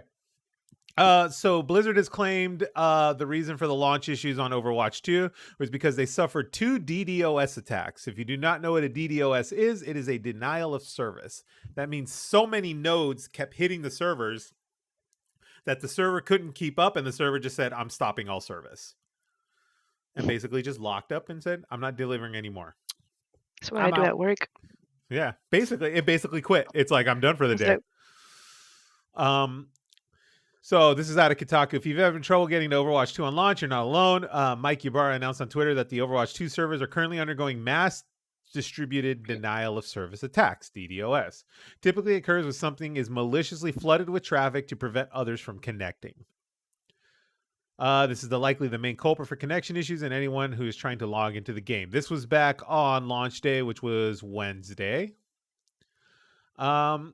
Obscenely launched today. Obscenely long wait times. Tens of thousands of players people were sitting behind. Others having launch issues such as missing cosmetics, missing match histories, buggy cameras. So there's a lot of issues going on, which would all happen with server issues. And then it goes on here. Okay, as of 10/5, they had put up a new blog post. They addressed the ongoing connectivity issues plaguing new free-to-play hero shooter. Developer says, while it's working on it and has proved some conditions, players should still expect a wait. That was the second update on the 5th. Then the third update on the 5th was that game had suffered a second DDoS attack, and there's still no word on whether the servers will return back to normal functionality. Okay. Now, as of this point, they did patch the game, I believe, yesterday or the day before, which should resolve some of these issues. Okay, so let's dig into this here. Do we actually think this was a DDoS? Or with the sheer amount of players that were trying to get it, wouldn't surprise me if the server just got overloaded and just decided to say, I'm not doing this. Right. That's what I'm thinking. Because it seems a DDoS attack doesn't seem out of the ordinary. It's happened before. But the fact that they said it happened a second time, I don't quite buy it. But then again, I'm kind of like, second time seems unlikely. When people go do malicious attacks like that, they don't return to the scene of the crime. No. They move on to the next target. So I think unless they really hate Overwatch, right? I mean, there are Overwatch haters out there, but enough to like DDoS attack of players twice. I don't know. Yeah, once I can understand. If it happened once, I would understand it and I would get it. Yeah. But I do believe it's due to the influx of traffic that I think that's part of the issue. The influx of traffic that just came in. We went from a game that cost $60 to play to a completely free-to-play game that already has a loyal fan base and a large fan base at that. All of a sudden, that and the new players like POW that are trying to jump on and try it because it is free-to-play, that seems more likely. It does, yeah. But that's also the problem because like you said, they're getting a lot of traffic, but at the same time, for players that are new like POW, the wait times for people to play is absolutely ridiculous. Yeah, like waiting behind 40,000 players. Like, how long did you guys have to wait before you got to get into a match? It was like 30, 40 minutes. The second day was better. It went down, but it was still about a half hour. But it was a big difference from the first day to the second day. Because when we played, it was 30, 40 minutes. Then the next day, or I think even like, I don't know. I think the next day I got in immediately. But then finding a game was like, that took long. Right. Yeah. But the first day when everyone jumped on, I waited till the night. Like I waited till late in the evening, like 11 at night. And then I started playing a little bit and I got like an hour in. And it was still, I was behind 40,000 players. And then I got in and then it kicked me out and I was back behind another 20,000 players. So that's psych. What's interesting to me is they knew the impact that this was going to be. Like they knew they were having some social like PR issues, right? But they knew the impact that people were going to want to play this. They knew it. That doesn't make sense to me where it's like, okay, because in typical situations like this where you think you would have a high traffic from an IT standpoint, these servers are probably being hosted on Amazon somewhere. and you buy up extra servers, like you stand up extra servers, and then the way Amazon works is if you need them, you flip them on and they work. If you don't need them, you keep them off and then you remove them, right? Because Amazon, you're only charged what you use. So if you need the servers, yeah, flip them on and distribute that traffic a lot better. If you don't need them, you turn the servers off as you don't need them anymore, which is what you would do after the initial like heavy launch. And then you know, as the impact dies down, then you start flipping off the servers you don't need. So I don't understand how they could miss that boat. You know, especially with the Yeah, game 'cause- being like 6 years of Overwatch 1 as well. Because like Like- I get it that like it's now free to play, but that doesn't. But when I used to play Overwatch, like you get in, you log in, you're in right away. Yeah, you have to wait like a minute or two to like start a match, but at the same time, I didn't have to wait behind 40,000 players or anything like that. So, like it sounds like they remove servers where the servers aren't as good. or they grossly For whatever reason. underestimated. Yeah. They grossly underestimated the impact, which is possible. Like, but that's like a, hey, what the I hell don't happened know. type of deal. Well, I'm not sure if they grossly underestimated because I know a lot of people that actually aren't playing Overwatch, Right. or at least people that tried to play it, but it's like, no, I'm not fucking waiting for this. Right. No. And then yes, you know, that's the thing too, because yes, there's a fan base like that. There's a former fan base, like especially like you said, where there's a people that played it, but now they're like, I'm not playing it. But there's also a whole influx of people that come from like Fortnite and all that kind of stuff that have never touched Overwatch because they didn't pay for it, and now they have the opportunity to go play it. Like this, New free game. yeah, like Ooh. free to play game. Let's jump on it. Here's the other thing that was weird is like none of these big streamers that were sitting in the 20, 30,000 viewer mark, they didn't have problems getting into games. You know what I mean? Yeah. Sounds sketch. Huh? Sketchy. Sounds very sketch. Yeah, you know. I smell bullshit. Are they given some kind of private, like some Private kind of room, routed maybe? traffic, Oh my which God. is doable. Which is is. doable. like, so one thing I wanted to ask, I didn't actually take a look at this myself, is obviously with it being free, they must have done something to try and get money out of other people elsewhere via like, cosmetics, because they're on the battle pass system now. Yeah. So you pay X amount of dollars for a battle pass. okay. And then you can buy, I think they're called coins now. Like you buy coins, and then that's how you buy the cosmetics. It's very similar to like the first game was. You get enough coins for a loot box or whatever, and then but they don't do loot boxes anymore. You just get enough coins to purchase the cosmetics you want, or you can buy the battle pass, which will accelerate the speed at which you get those coins. Moved on to a more modern system. Yeah, they Is moved it on. Because they were experiencing like getting a lot of pressure from governments? The loot box thing definitely has to do with all the gambling type of stuff, because you're shooting, $10 here, $10 there, hoping to get a rare skin. They were in trouble for that, weren't they? Yeah, almost all of them were. All the companies were. EA, all of them were in trouble for this, especially over on Dill's side of the pond, where they were really hammering down on it. So, thanks for helping us in the US, by the way. Next year we'll have an iPhone with a Type-C, thank God. Yay! All it took was Britain. All it took was the EU. And we're just All it took was EU. EU. This makes no sense. But anyway, different topic. But, Thank Britain, but blame Canada. Blame Canada. Always. But so like this doesn't quite add up. The DDoS thing doesn't quite add up to me. There's also the other issue that happened now where you have to register with a cell phone. And, yes. Go ahead. This was your contribution. So here. what happened is a lot of people, if you're someone that has a prepaid cell phone,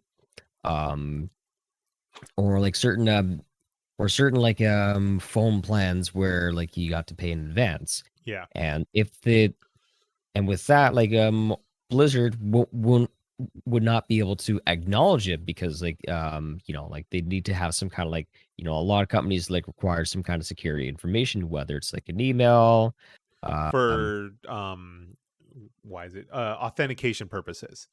Yeah. So Blizzard doesn't accept prepaid cell phones. So anyone, and I actually do know people that use prepaid cell phone plans, are not able to play Overwatch because of that. So I'm going to guess And- the initial purpose behind this was like, oh, well, we won't allow the prepaid plans because people will buy burner phones, hack accounts, cheat, all that kind of stuff. And then, you know. Yeah, but it hurts the people that have to like rely on it because like there's some Right. that like don't really, they can't afford like a proper like a more like your usual like phone plan. Right. And it's not even really that, because there's a lot of people that can more than afford a regular sub. They just don't like being in a contract.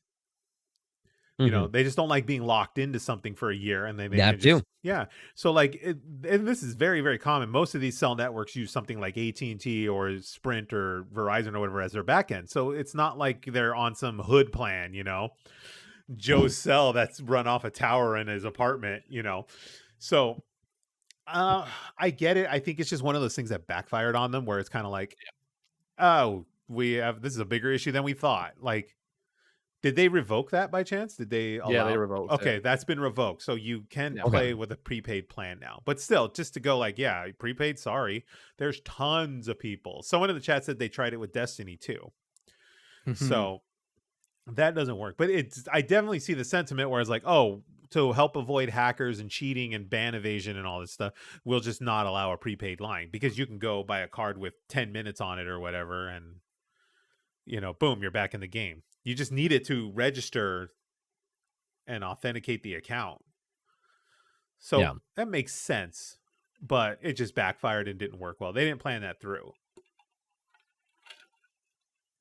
Nope. Before we close this out, I will go to the Blizzard Twitter and I will see if there's any more news on Overwatch right now, because this is obviously still an ongoing thing. They released that character trailer of Kimiko. Yes, they released the character trailer, but That was pretty good. From a technical standpoint, do we have any? Oh, I'm gonna guess it's under the Overwatch Twitter. Okay. The protector of Kazunika strikes again to discover two tides: Kiriko, the loving daughter, and deadly protector. See, I haven't touched any of the new characters yet. Okay. This was 23 hours ago on the Twitter. We made progress working through the launch issues. Here's an update on what we've addressed. I'm going to go ahead and go through these kind of real quick here, because it's a list. But here's what they fixed so far. Change to phone number requirements is now in effect. Let's see. A majority of our community players who already had Overwatch connected to their BattleNet, including any console player, no longer need to meet the SMS protection requirements. PC players have had that removed. I'm going to guess that ties into the cell phone thing. Okay. Yesterday's server shut down. They were shut down yesterday to address the two issues, deploy fixes for bugs. Pow and I had this weird bug where it says we weren't on the same version of BattleNet. Huh.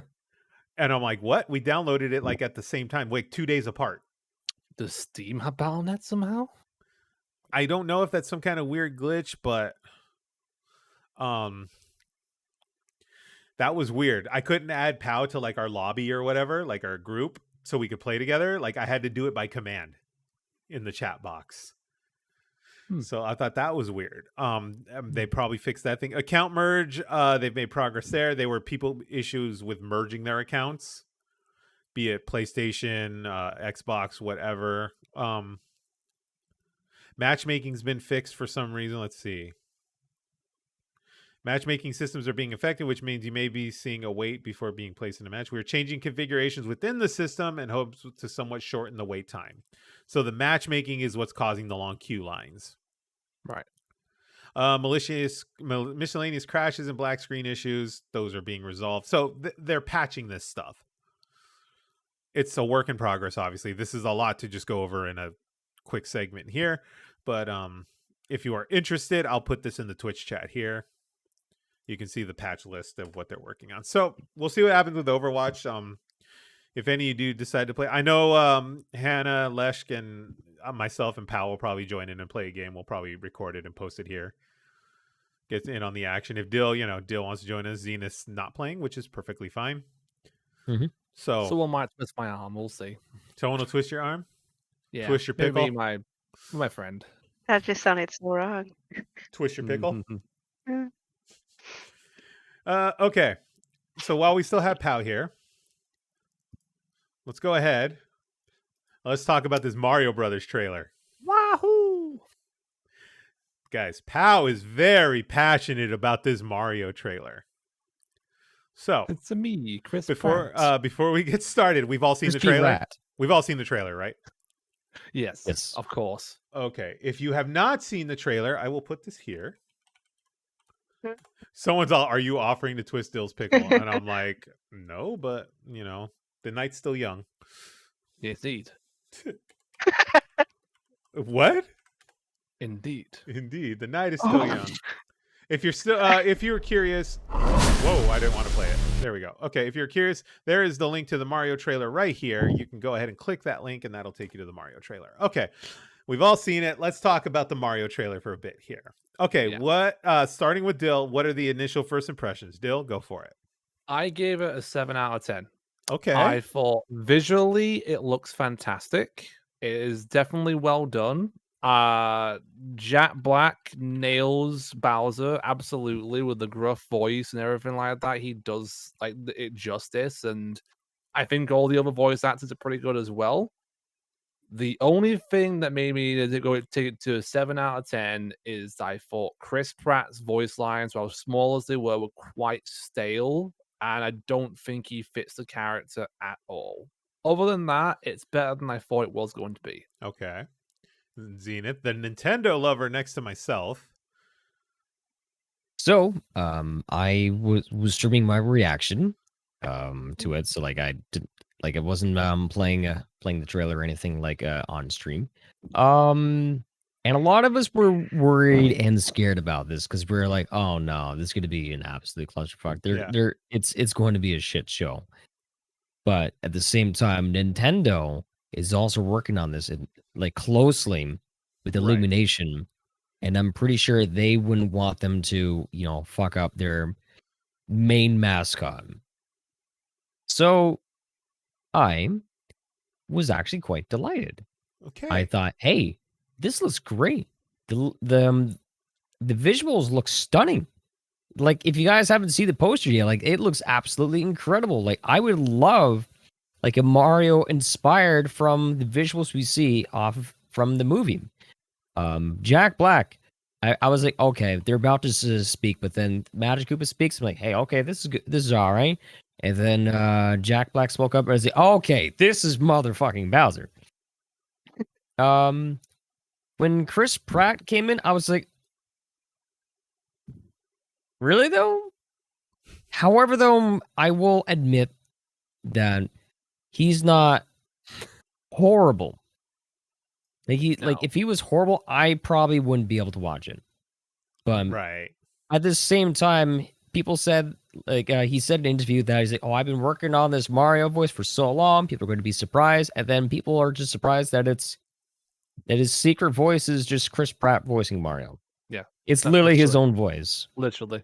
It's not the absolute worst thing, but at the same time, I think for this time around, when I actually do see the movie in theaters, I'm going to be rooting for Bowser. Yeah, So you know same. what? Fuck Mario shit. Absolutely. Flush him down the pipe. Also, I agree in chat there. Rest in peace, Mario's ass. Mario's ass is gone. Yeah, Moment of silence. so I released the booty cut now. Yeah, his cheeks have been clapped. His cheeks have been clapped. Okay. I'm going to put a link to the actual movie poster in there. That's the official. The movie poster is beautiful. It is beautiful. And I'm figuring how I want to do this here. Okay. Here's what I'm gonna do. I'm gonna go with Pal. So Pal, give us a short synopsis of your opinions right now before we get into deep discussion. Okay, so I think I mainly agree with Dill. It's like it looks great. What you imagine Bowser would sound like Jack Black does it very, very well. You can hear a hint of Jack Black, but it's like you believe that that's the character's voice. Whereas when Mario came out, it wasn't enough to really assess it, but the little bit that I did hear, it just didn't look like it fit the character. No, Like that's- Mario's voice is it's very iconic, right? Like that's a staple of who he is. You hear that, you know that's Mario.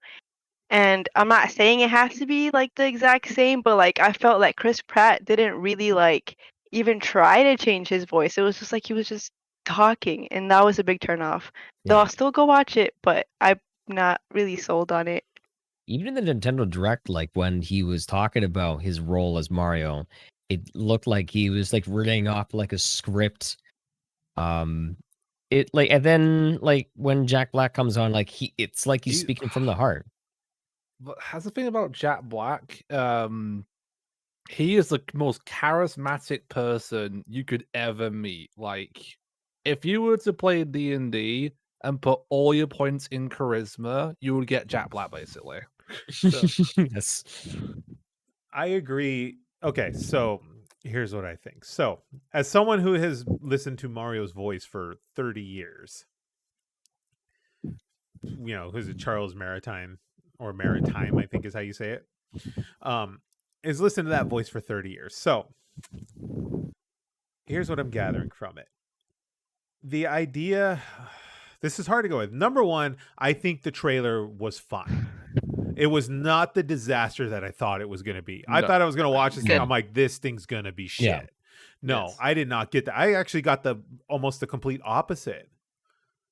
Yeah. I like the Mario trailer better than I like the Sonic trailer after they Well, revamped yeah. them. After they revamped them. oh god, don't remind me of the. Okay. I'm After they playing Gangster's revamped Sonic. Paradise right now. So- oh god.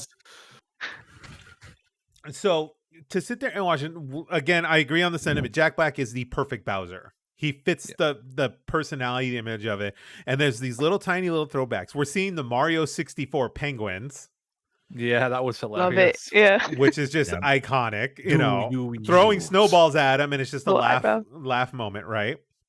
I hope that they have like the little gag reel where Mario just punts one off a cliff. Oh please, yes, that would be fantastic. The clip down that hole, down the Yep. roof hole. So yeah, like that was heartwarming. And then we get to the actual Mario segment of the trailer. Okay, Toad. I have no problems with Toad. I think Toad who's Nope. doing Toad's Yeah. voice? That's Does cool. anyone know? Keegan Michael. That's the one, yeah. Michael Yeah, Black? Keegan Michael Key. Oh, okay. Awesome. Toad sounds great. Toad has that energy. I love it. Let's talk about Mario. I have mixed emotions about this, and Pow's friend had brought up an interesting theory to this whole thing. When we see Mario in the trailer, he has no idea where the hell he is. Mm-hmm. He was like waking up, like, where the heck am I? What the hell? You're a talking mushroom. Like, he has that look on his face, like, where the hell am I? How did I end up here? Yeah. Like Chibi said, he was isekai'd in the Mushroom Kingdom. We're gonna. I think Pow and I think GB and Pow's friend I think we're gonna get this thing where it's gonna be like real world dropped into the Mario Mushroom Kingdom. I think we're gonna get this because he's waking up like, what the hell are we doing? Kind of reminds me of the first Lego movie, then a little bit. A 'Cause there was kinda little like that bit. We're not gonna little talk bit of about that disaster. No. But so Chris Pratt. One, I'm holding off reservations because this is the same shit we did when Heath Ledger became the Joker. It's the same Mhm. thing when we saw what's his name become Batman, Twilight. We're like, Robert Pattinson. yeah. Robert Pattinson. yeah, Don't you Twilight. don't you forget him. yeah. So like, we saw, it's all the same stuff, where it's like, oh, this is a disgrace. Da-da-da. Okay, we only got 3 lines out of the guy for this trailer. Yeah. I can't make a full assessment on his performance from just 3 lines, especially when it's going to be one of those plot lines where it feels like he's coming into the real world. Chris Pratt's in this movie as a human, and then he's going to get dropped into Mushroom Kingdom. I think that's what's going to happen. What if his voice actually evolves into Charles Martinet's Mario? That's what I That's think. what we were talking about. There's no Oh. way. There is. That would be cool. There's Okay. no way. Here's what I think is going to happen. I could be completely wrong. This is just me fangirling. Okay. There's no way we're going to see this movie and not hear that voice. It's just not Okay. going to happen. And I think Charles has said he's involved in some way, shape, or form. Yeah. Yeah, We're like not- when you look up the cast, like it doesn't even mention who he's playing at all. Like it has No. everyone else, and it's just We're going to hear that voice. Here's what I think is going to happen. Chris Pratt's going to get the star, and that's when you're going to hear the voice. Okay. I'm calling it right now. Chris Pratt's going to get the Okay. star. You're going to hear the woohoo, and then you're going to hear the voice. Yeah. Okay, that's what I think's gonna happen. He's gonna take mushrooms, and then all of a sudden, it's The me. Yeah. I think that's what's gonna happen. There are two It'll be things like I drugs. want. There's two things I want to hear out of see in this movie, though. One of them I told Pal is I want to see Luigi because I saw the Luigi cut at the end of the Yeah. trailer, and Luigi looks like fun. I think that's Charlie Day, right? Yeah. it Yeah, is. Charlie. That Day. looks like fun. Luigi looks like fun, right? I want to see Luigi with the vacuum Oh yes. in the Boo House. I want to see him Yeah. with the vacuum. If I don't see it, I'm gonna be very, very disappointed. And I think his part's going to really suck, yeah, but in a good way. okay, Yeah. good job, nice. I like it. Saved it. The Good other way. thing I want to see is when the big Bowser battle finally comes, I'll accept two things. Mhm. One, I will accept it when it's on the Mario 64 like rotating platform and he Oh has my to throw God, him into the yes. bombs, That'll be good. right? But I think I really, really want to see him in the floating helicopter clown, That'd be like the awesome. boat. I want to see Mhm. the boat, the helicopter boat. Yeah. That's what I want to see. If I see that, I will either of those. I will be happy. So let's go back to what the deal is with Chris Pratt, because all in all, I think the movie's going to be good. Here's what I think is going to. I think what happened with Chris. So me and Pal had a long argument about this, and she'll express some of those opinions here. I think the problem they have is obviously us in a core community of this who really appreciate these games and have been playing these games for years. We all want to see Charles do the role, Yeah. right? But there's two things we have to ask ourselves here. One is Charles, when he does these voiceovers, he's in the studio, he records, 15, 20 lines for the game, and that's it. Is Charles the same type of guy that can go and carry a 2-hour movie worth of dialogue? You see what I'm getting Well, at? If you recall, Charles doesn't just do Mario; he does a lot of other voices as well. He's a well-known voice actor, and Right. I feel like he could, if given the opportunity. Right. Is he the Parthenax in Skyrim? Yeah. Yeah. Okay. I didn't know that part. I know he had a lengthy background, but I didn't know he did stuff outside of that. But that's the thing too. But again, you're recording audio in spurts of stuff. Is it enough to carry it? Do you have the skill set to carry a 2-hour movie with your dialogue? That's the other thing, right? And then the other part of it too is we need a name that will sell tickets to this movie. People are going to Oh. see this movie, right? But we have a group of people that have not touched Mario in 20 some odd years, probably back on the Wii or before that. They haven't touched Mario. They might be familiar with Mario, but they don't remember Mario. But they have kids that play Mario and they want to see Mario. How do we get that audience back? And then on top of that, how do we get parents that have never touched a video game in their life to get their kids to go see this movie, right? And the name on a poster, Charles Maritime's not going to do it because only a core group of people know that name. That's where the Chris Pratt thing comes in. You need a big name to get people to see this movie because I guarantee you they're spending a lot on this movie. Yeah, absolutely. They're spending a Mhm. lot on this movie and it's money they need to make back. Judging by the It was like 7 quality, years in development, I think. yeah, judging by the quality and the looks of this whole thing, they want it to be on a quality level of like Minions. What's another one that's like a Pixar level quality? They want Mhm. that level of quality for their film. Toy Story. Toy Story, right. Wow. Right, because realistically, this is an iconic character that sits in that same category of a Pixar character. Pal, rightfully so, equated Mario to iconic status the same as she does Mickey Mouse. Like it's an iconic character. Like you hear him and you know who that is. Right. So that's the thing too. And then me and Pal went back and forth on this kind of thing where it's like, Pal feels it's not right. It shouldn't be Jack Black. Or not Jack Black, I'm sorry. It shouldn't be Chris Pratt. Well, it's not that it shouldn't be Chris Pratt. It's just like I feel like he's not living up to the role that he should be. Like he's not like it was hard because like you said, it is a very short clip of it like him speaking. But like in that short clip, I didn't feel like he like invoked that character. He didn't dive into that character. Like a good example is like Chris Evans in the Lightyear movie. Like he didn't like mimic the voice, but you could see there's like the enthusiasm and like he becomes a character. Whereas Chris Pratt like didn't. But going again, it could be that theory where it's like Chris Pratt as a human is being thrown into this world. So it's kind of hard to like really go off. Yeah. That's what I think you're going to hear the voice. I would be hard pressed to believe you're not going to hear even a soundbite of that voice. Mhm. That would be, I think, would be a big disservice to the movie. Yeah, and even then though, like they didn't mention any characters for like Wario, Waluigi. What if we don't actually see them, but like Yeah. we actually Ooh. hear them? So Yeah, that's the thing too, because like the reason it's like we'd hear this voice, right? Because the people that did Sonic, they went as far as to make it clear that Sonic gets the red sneakers. Yes. Remember, he had like beat up white sneakers or whatever, and they gave Sonic the red sneakers because that's the iconic Sonic look, is those red sneakers. So they went, if they're going to go that far, I have a hard time believing Nintendo, who holds their products to their heart very, very closely. And, Miyamoto's probably sitting in a studio watching this stuff as they're working on it. Mm-hmm.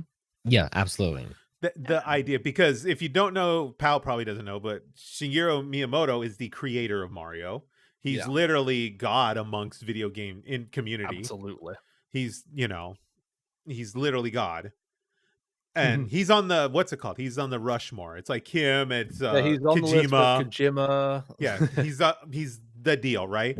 So to have someone, this guy, if I was Miyamoto, I would not sit there and watch my baby be butchered. Right. Because And that is his legacy. And I think that's just part of like that tease. It's like they probably did this strategically on purpose to like get people riled up, like how we are. And then like how you said, it's just too big of a name and too big of like a branding in its own for them to do something like that and mess it up and not carry it justice the way we feel it should be. And so the it's the other way I looked at it too is like same thing with like the Joker, where Heath didn't want to step on Jack Nicholson's shoes, and who was the other one that just did it? Joaquin Phoenix. Thank you. Joaquin Phoenix didn't want to step on Heath Ledger's shoes. And like mimic those roles. You take inspiration from it and all that kind of stuff. Maybe Chris Pratt did sit in there and be like, you know what? This is Charles's role. I don't want to step on the toes and try to do it word for word and butcher what Charles has done for 30 years. Maybe I want to kind of take it my own. He probably took the gamble and he's like, I'll do it my own way. But again, I'm confident enough I feel like I don't think Miyamoto would sit there and be like, no, you're not. This is not Mario. He would not greenlight this trailer if he didn't know what was happening. I still remember everyone's reaction to Chris Pratt being pronounced as announced Mario. Holy shit, that was a Yeah, apparently he didn't get much of a fanfare during like when he was talking, but like when Jack Black came on, like he got the biggest ovation. Oh my god, yeah. Like, Jack Black's in an easier position because we've never heard Bowser. We've only heard grunts, like like grunts and stuff. We never heard talking. No, if you play Mario Sunshine, he does actually speak. Yeah, right. But it's never been like it's never been the same voice for, there's that advantage there. He could just input like his own take on it. But even then, it's like that voice, it just seems to match it. Like he does a spin on it, which makes it more of a iconic voice line for him. Plus, there's other things we are not even know. Like Anna Taylor-Joy, I'm assuming is Peach. Yeah. So like we haven't heard hers is an iconic voice too, because that's been done by the same person, I think. Yeah.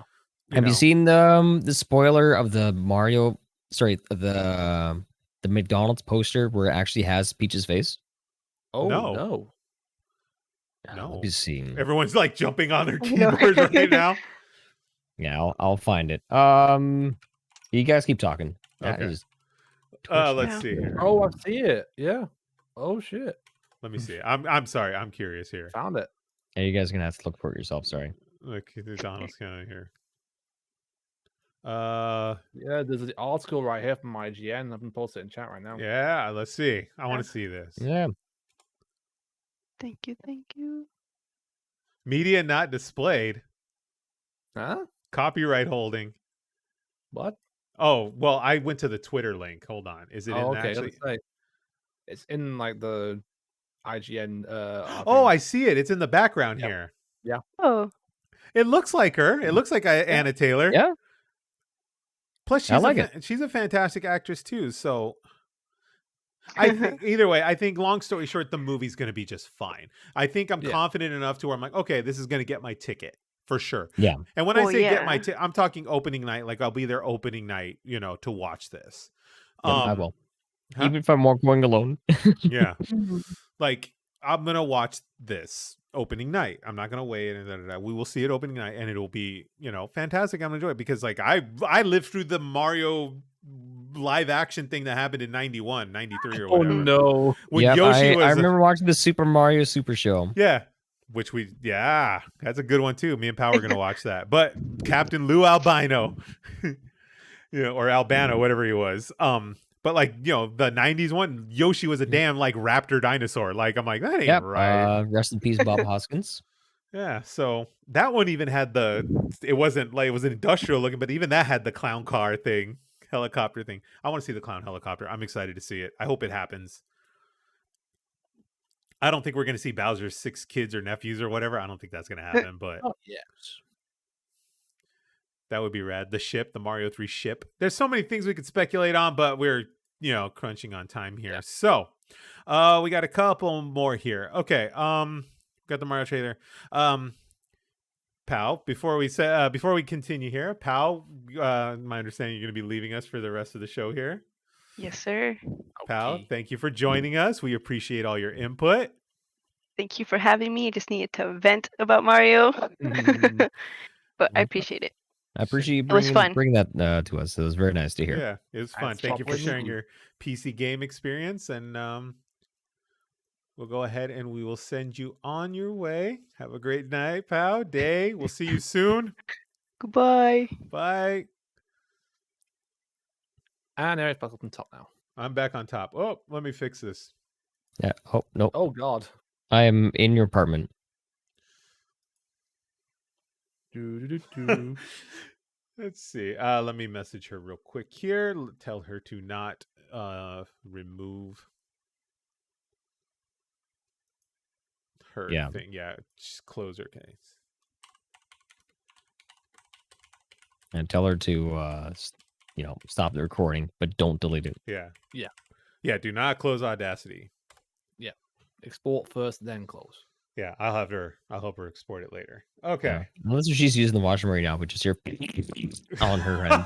God. Fuck, did that Oh, sounded God, he went raunch there. and gross. Sorry, pal. Jesus. God. She is heading out for the remainder of the podcast here. So you're back to the Okay. 3 boys. Hello. She made sure to mute it. We're not getting no toilet action here today, guys. No shitting today. Yeah, disappointment. Okay, we have here CD Projekt Red has released their timeline for the next, next few years. This one's out of IGN. We'll breeze through this one kind of quick here. Here's what we're getting out of CD Projekt Red. Project Polaris, which is also, it's AKA The Witcher 4. So The Witcher 4 is coming. Yep. We all played The Witcher 3 here, right? Yes. Yeah. Iconic game. Amazing Right. game. Yep. Amazing story plot. Team Yennefer. Amazing Netflix adaptation. I gotta finish it. I've seen the first So season. good. Pretty good. You see that story about how what's his name kept having to get like new new yeah, clothing because he kept muscles are ripping the leather. I'm like, big. bastard. Must be nice. Yeah. He's a gamer as well, so it makes it even more of a hit. Yeah, all these girls being like, don't look at us like pieces of meat on the internet, blah blah blah. But as soon as Homeboy's In building a every PC channel. and a tank top, both the gaming community, the PC community, the female community, everyone was just horny. Homeboy's dropping in what was it at the time, a 2080. So everyone's like, ah. Yeah, I think so. Okay, so yeah, we got Polaris. Witcher 4 is coming. Won't be released until 2025 at the earliest, so we got a few years away from that. Entered pre-production May of 2022. And it's using the new Unreal Engine 5, so we got Witcher 4 coming. Witcher Sirius, the Molasses Flood game. I have no idea what this is. Could this be the multiplayer game they're making? Let's see. It's under Project Red's umbrella outside of the Cyberpunk expansion, still pre-production. Single-player elements like story and quest, but will also blend in multiplayer components. I'm gonna guess this is kind of like a Destiny type of thing. Let's see. Probably. Let's see. Confirming explicitly that players will be able to play together while Sirius is set in the Witcher universe and is being developed with support from Project Red. However, it won't follow the Witcher 3 RPG formula. Target at a broader audience. This is going to be like a Warzone, free to Probably. play Destiny type of experience. Zenith's got this smirk on his face, like Nothing. what is in the chat? Lady Yeah, just in the chat. Demetrius. What the fuck am I reading? Nothing. The fact that Dill hasn't came to you. Okay. You guys are nasty. You should be reading chat. What the hell am I reading here? Dill is the shaft and Eric and Zen are both nuts.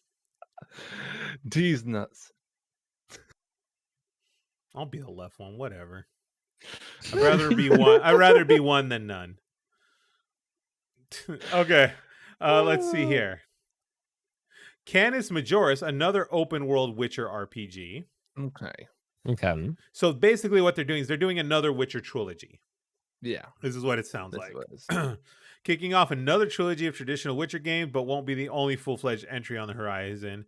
Code name for another AAA story vision RPG, only being published by Project Red. Unknown to the developer, lead industry veterans have worked on previous Witcher games, will instead create a new entry using Unreal 5. That's the newest toolkit. Using the same tool set as Polaris. Okay. So it looks like they're starting a whole new Witcher trilogy. And I think this is the ironic icing on the cake. Orion, the Cyberpunk 2077 sequel. Oh God. So, to CD Projekt Red's credit, Cyberpunk has been fixed for the most part. It gets very well regarded reviews on Steam and stuff now. So if you're jumping in now, the game is playable, it's enjoyable, and you can indulge in it. So I guess this is what I'm curious about. You guys think they're taking the big gamble doing a sequel? Yes. I mean, like anytime you do a sequel, especially when it's as impactful as The Witcher 3 was, you're always going to run the gamble. It's just how they execute it and what they add to make it shine and make it different than its predecessor. Because it sounds like they're trying something different, totally different here with an actual new trilogy. Yeah. Yeah. Well, but the Cyberpunk thing, the Cyberpunk sequel thing. See, the reason this is happening is because they sold so much of the first game. Yeah, despite the disaster that was, they sold so many copies of it that they're like, we'd be dumb to not make a sequel. Yeah, but I'm not trying to cash some more on this universe. But they need to also make sure that they're that out of the box, the product is actually working, functional, and actually coherent to the state of where they don't have people waiting so freaking long, and then when it's ready to play them, it's an absolute disaster. They cannot fuck up the sequel. If they fuck up the sequel, it's done. They may have, because recently with the release of the Cyberpunk Edge Runners anime, it seems that more people have been coming back and playing it. Yeah. And they're getting a bit of the the No Man's Sky treatment with it, because apparently they fixed up a lot of the issues. But at the same time, that does not mean that every single subsequent release that you have is an absolute tiebreaker. Because fool me once, shame on you, but fool me twice. I think if you played Cyberpunk on fairly modern hardware when it came out, we're talking PS4 Pro and up, and then on a PC with, a 20 series and higher, like if you were playing on fairly modern equipment, the game was actually a reasonably decent experience. Yeah. The problem I think CD Projekt had where they screwed up is they tried to make this humongous game and they tried to run it on hardware that just wasn't capable of running it. No. That's their fuck up. They should have just scrapped it. Yeah, they should have just scrapped it for the PS4 the problem and Xbox. There was that they announced this game in 2012 before the PS4 launched. Right. And that was their mistake. If they had announced it down the line, but was it they announced it then, but didn't start working on the game properly until 2016 after the latest Witcher game came out and the DLC content. So they announced the game and then shelve it for 4 years before they actually started working on the game. That's So the other to- thing too. They have access to these dev kits. They have access to PS4 Pro dev kits at that time. They have those Yes. dev kits well in advance. They knew Mhm. what they had, the equipment they had to work with, and they knew the equipment they had to make the game they wanted. They knew what they could work with. That's it should have been scrapped once, you know. And you know what? That's the bullet you bite. It's like, okay, we announced this game in 13, 14 or whatever, pre PS4, Xbox Series, whatever it was, 1 or whatever. Xbox One. Right. So pre that era, when you're like, okay, you know, this is the game, da da da da da, and then you get to that point and you realize we can't run it on this hardware anymore. We've got this beast has gotten bigger than we're able to tame with what we have.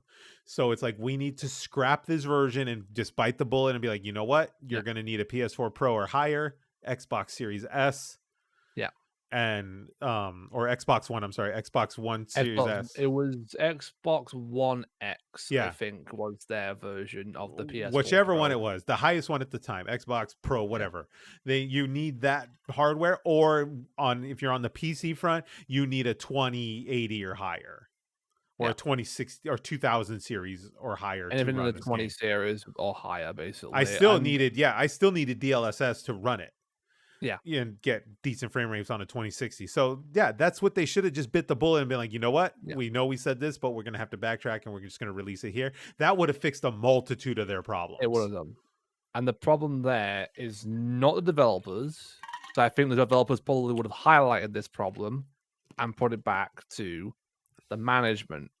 The problem that they had was that the management were making all decisions, and they made the wrong decisions with Cyberpunk 2077. And that affects the problem there. That affects the developers and everything on the backlash and all that kind of stuff. Because devs get bullshit for stuff that they have no control over. It's not like they're like, let's release it, guys. They know it was a problem. But the management's like, hey, we have so much invested in this. Let's just cash it out and we'll deal with the problems later. They didn't realize the problems were going to be what it was. This Orion sequel, I don't think they're going to run into that problem. They're going to have the equipment that's available. They know they have PS5. They have Xbox Series X, which is, I think, is the one now. They have that equipment. They know they have at least 2,000 to 3,000 series and higher to work with in terms of graphics cards. 4,000 series now. 4,000 series. They know what they have to work with. That's going to be the baseline for the next couple years. They know what to work with now. I don't think they're going to run into the problem. I just think it's ballsy to do it right now. They should have waited a few years and been like, we're going to do this. I think they've also said they're stopping supporting the PS4 and Xbox versions of that. That's the other thing that's getting fixed too. That support for that hardware is done. Don't worry, they'll try to throw it on the Nintendo Switch. We'll see what happens. Oh my god, that's how you blow up a Nintendo Switch. That just try and place that. Turn the game on. The menu screen just overheats the Switch. 5 minutes later, it explodes. And then the last note here: CD Projekt Red's first original IP, and they're calling it Project Hadar. Let's see. Years and years away, perhaps even the furthest away from all the games we currently know about, but it's the foundation of a new setting is still in a creative exploration. So it's going to be AAA level, obviously, but we're going to get their own game with their own IP, their own vision, their own storyline. So you guys excited about CD Projekt Red's lineup? I mean, Witcher, yes. Witcher content, I look forward to that. Yeah, Witcher content I'm excited for. Cyberpunk, I'm hesitant because of what happened with the first game. I've not bought the first game or played the first game, and I don't know if I have any interest in getting it after like the whole thing that like it went through with its entire like life cycle and everything. But we'll see. I don't know. Yeah, it's gonna come down to show me kind of thing. And they got to play the smart card. It's not gonna be an absolute fuck up. Yeah, and they got to do the smart move and not show it like 6 years away. They need to show it, 6 months to a year away. And they also need to make sure that they actually send out review copies of the game before the launch of the game, because that's also something that they did too. This is the other thing that pissed me off is like all the big broadcasters and influencers and all that stuff that we're getting, they were playing it on PC. Yeah. Not one of Okay. them was paying on a PS4 or an Xbox, No. like OG version. If they had seen that, it Nope. would have been a disaster. Yes. Yeah, like that's why when Nintendo announces a game, like it's literally has been done Mm-hmm. for like forever. Like what was it? Fire Emblem. Mm. Apparently when they announced Fire Emblem in the Nintendo Direct, it was like done for months. Yeah. It's literally gold and then Because they're off. yeah. Which also, this is just a quick note, but God of War has gone gold, so that means it's ready for Yeah. production and will be released on time. It looks like so. Yay. We're good. We're good there. All right. Final note of the day here: Google Stadia has officially been announced for shutdown. Rest in peace, console Rest in that peace, no one won't miss you. played. Won't miss it. So, if those that in the chat here that do not know are listening on, in the audio world, Google Stadia was Google's version of cloud video gaming. It's basically their version of a Netflix for video games. You purchase the game on Google Stadia services. It's then licensed to you, and then you then stream the game from their cloud using their hardware, et cetera, which in theory, this is actually a great idea for lower income gamers. Mhm. I always thought this was great. Like a high-end PC. Yeah, this was actually a great idea. And I'll be honest with you, and I've argued with this many, many times with people, this is the future. It Yes. is. This is going to But be the just- future of everything. It's just not there yet. Right. That's the problem. The biggest holdback right now is internet. We do not have high-speed internet in Yeah. a large portion of the country. Yeah, I the don't know how. latency is like the biggest issue Yeah. for is because like that's why like Nintendo Switch, like they're announcing like cloud versions of games. It's Right. like, yeah, that's great, but at the same time It's your though, internet. it is not a great experience No. unless if you're plugged in via Ethernet. When Poor it's Kingdom wireless, it's Hearts probably is. like the biggest piece of shit. Right. You can probably in Kingdom Hearts. That's another Yeah. game that's run Yeah. off the So- cloud service for Nintendo. This is literally the future of everything, right? We're just not quite there yet. I can't speak for the EU and I can't speak for Canada in terms of how their broadband access is, but in the US itself, there's a lot of rural states in the middle of the country that do not have access to it. Farmlands do Yeah. not have access to high-speed internet yet. I So, literally only got fiber optic last year. see, that's nice. Yeah. We've had fiber optic internet for about I think 3-4 years now. But how much of the country actually has access to it, I guess is the question. Not a lot, but like Toronto was like one of the very first ones. Right. So I it's think the- if you're in a metropolitan area, a Toronto, a Quebec, something like that, like it's a major city, you're going to have access to it. But these rural parts of the countries are where there's the Yeah. issues. Like LA, Austin, Texas, Dallas, we can get high speed. New York, we can get high speed internet, at the drop of a hat. But you live in Wichita, Kansas, or something like that, you're going to run into an issue getting broadband. So that's why we're not fully in this boat yet, but we're getting it. It'll be the future of how we do it. It's already done with music. It's already done with movies. It's going to be done with video games. Google was just ahead of the curve, and it didn't pay off for them fast enough. So it was a streaming service. You go to Google Stadia. You can do the subscription plan like a Game Pass where you have access to all these games, or you can go on a curated system and just buy what you want. And it's in a library for you to play.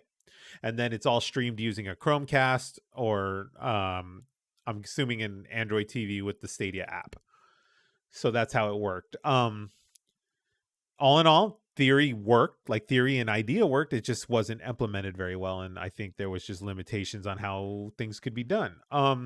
So here's the kicker of this thing. The service is officially shutting down. Google is refunding all Stadia purchases, hardware, software, and downloadable content. So there was a lot of games on it already. There was a lot of Assassin's Creed.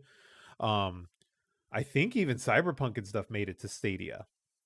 I could be wrong. But because they said Stadia's version was one of the best ways to play it because you weren't using your hardware. You were using Google's hardware, which is obviously just top notch. It's shutting down the cloud gaming service. Service will remain live for players until January 18th, 2023. So if you're in that boat, you have till 2023, January. They'll be refunding all hardware purchases through the Google Store. And then I'm guessing you get to keep all the hardware. The Chromecast, you keep the controllers. Some of the finer points in here in an FAQ.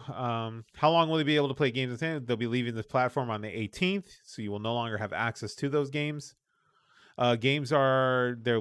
Will games work as expected? There'll be anticipation that some gameplay issues during the period, especially as they shut down hardware and stuff, obviously take servers down. What about the game progress? There might be some cross progression. That's going to come down to the developer and their specific games, obviously. Will I get a refund? This is where they mentioned they're refunding all the hardware. Most hardware purchases will not need to be returned, so people get to keep the hardware. And here's the other hard-hitting one. Will I be refunded my Stadia Pro subscription? This was the one where you just stream, or you just, do the subscription monthly and you stream the games as much as you want. Let's see here. Players who held an active subscription as of September 29th, 2022 will not be charged for any access to their library. They are starting the process of turning off automated billing for those services. And email communication was going to go out. Games are no longer purchasable. And let's see. I paid with a gift card that I've since thrown away. How will I get my refund? They're going to reach out to those people in some other form of communication. Yeah, Google's at least good with that stuff. Well, they can afford to do this. They can afford to take the hit and be like, okay, it was a bad idea. We'll just bite the bullet, write it off, and then get our money. So I feel bad that they didn't take the opportunity to give it a shot. No. It could have worked. I don't think Google was the right company to do it.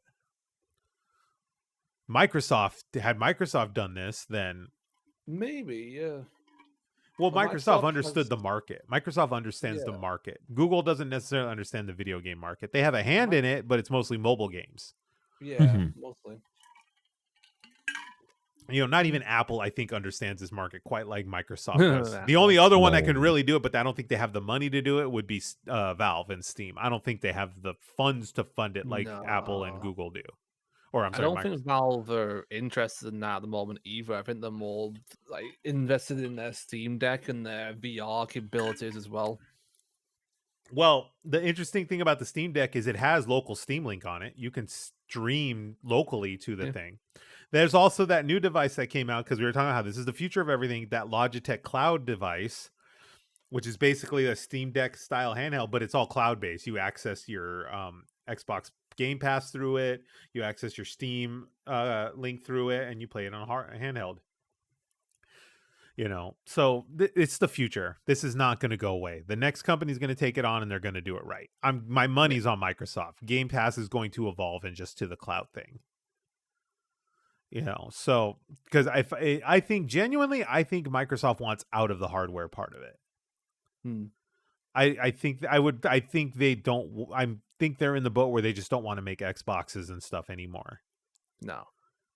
They would rather focus on like peripherals, like controllers, headsets, and stuff like that, and then just do the games through Game Pass. I think that's their end goal.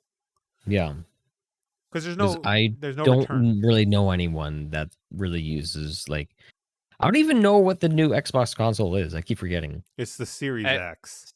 Yeah, Xbox Series X. It's the one that looks like a black fridge that they made a fridge out of, which they actually did. Yeah.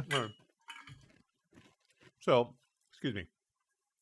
So I think it's one of those things, I think they want out of the hardware business, Xbox for sure. I think they want out of it, and they just want to focus on Game Pass and the games and all that stuff, because that's what they're pushing.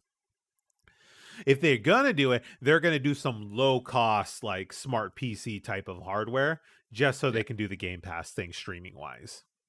Like a Game Pass box. Yeah, like a Game Pass. Exactly. Which I think Valve should do. But go back to that boat. But we also have companies like NVIDIA and stuff that do it. GeForce Now, it's a cloud platform. It streams games you own from their hardware. So if you're at a laundromat or, bus station or whatever, and you have access to a handheld, like a phone or a tablet or whatever, you can stream those games straight to that tablet using their hardware. It's the future. This is not going to go away. It's not going to go away. We're going to see this again very soon at some point. You want to buy some followers, guys? Oh, do you want to become famous? I want to become famous. Do you want to get all the monies? I have 1 million followers. Do I call Hollywood or does Hollywood call me? No, Hollywood flies in via a chopper and says, "Do you want to become the new star?" Yeah. I'll be that TikTok sensation. Okay. On that note of Game Pass, or not Game Pass, but Stadia here. There was, oh no, my notes, where'd they go? Here we go. There was a Stadia exclusive by Hideo Kojima that Google reportedly passed on. Why would you reject Kojima? Of all the things to sell hardware, I you would think a know. game from Kojima would do it, right? Yeah, absolutely. Kojima has literally got a freaking cult following. Hideo Kojima was reportedly working on a follow-up to Death Stranding that was meant to be an exclusive title for Google Stadia. However, it was apparently canceled due to its single-player nature. There was no multiplayer involved. There's the answer. There you Wow. go. Money. Okay. Now we know where Google was going. According to the next Death Stranding, there was no whether word on a sequel, prequel, or spin-off. It was the first collaborative game on the platform here, such as Building Bridge. Okay. Yeah, I like that Kojima was just trying to dabble in different places. Now that he has the freedom to do so. Like he's he can do what he wants. He's worked at PlayStation for Death Stranding. He's working with Microsoft with his next game.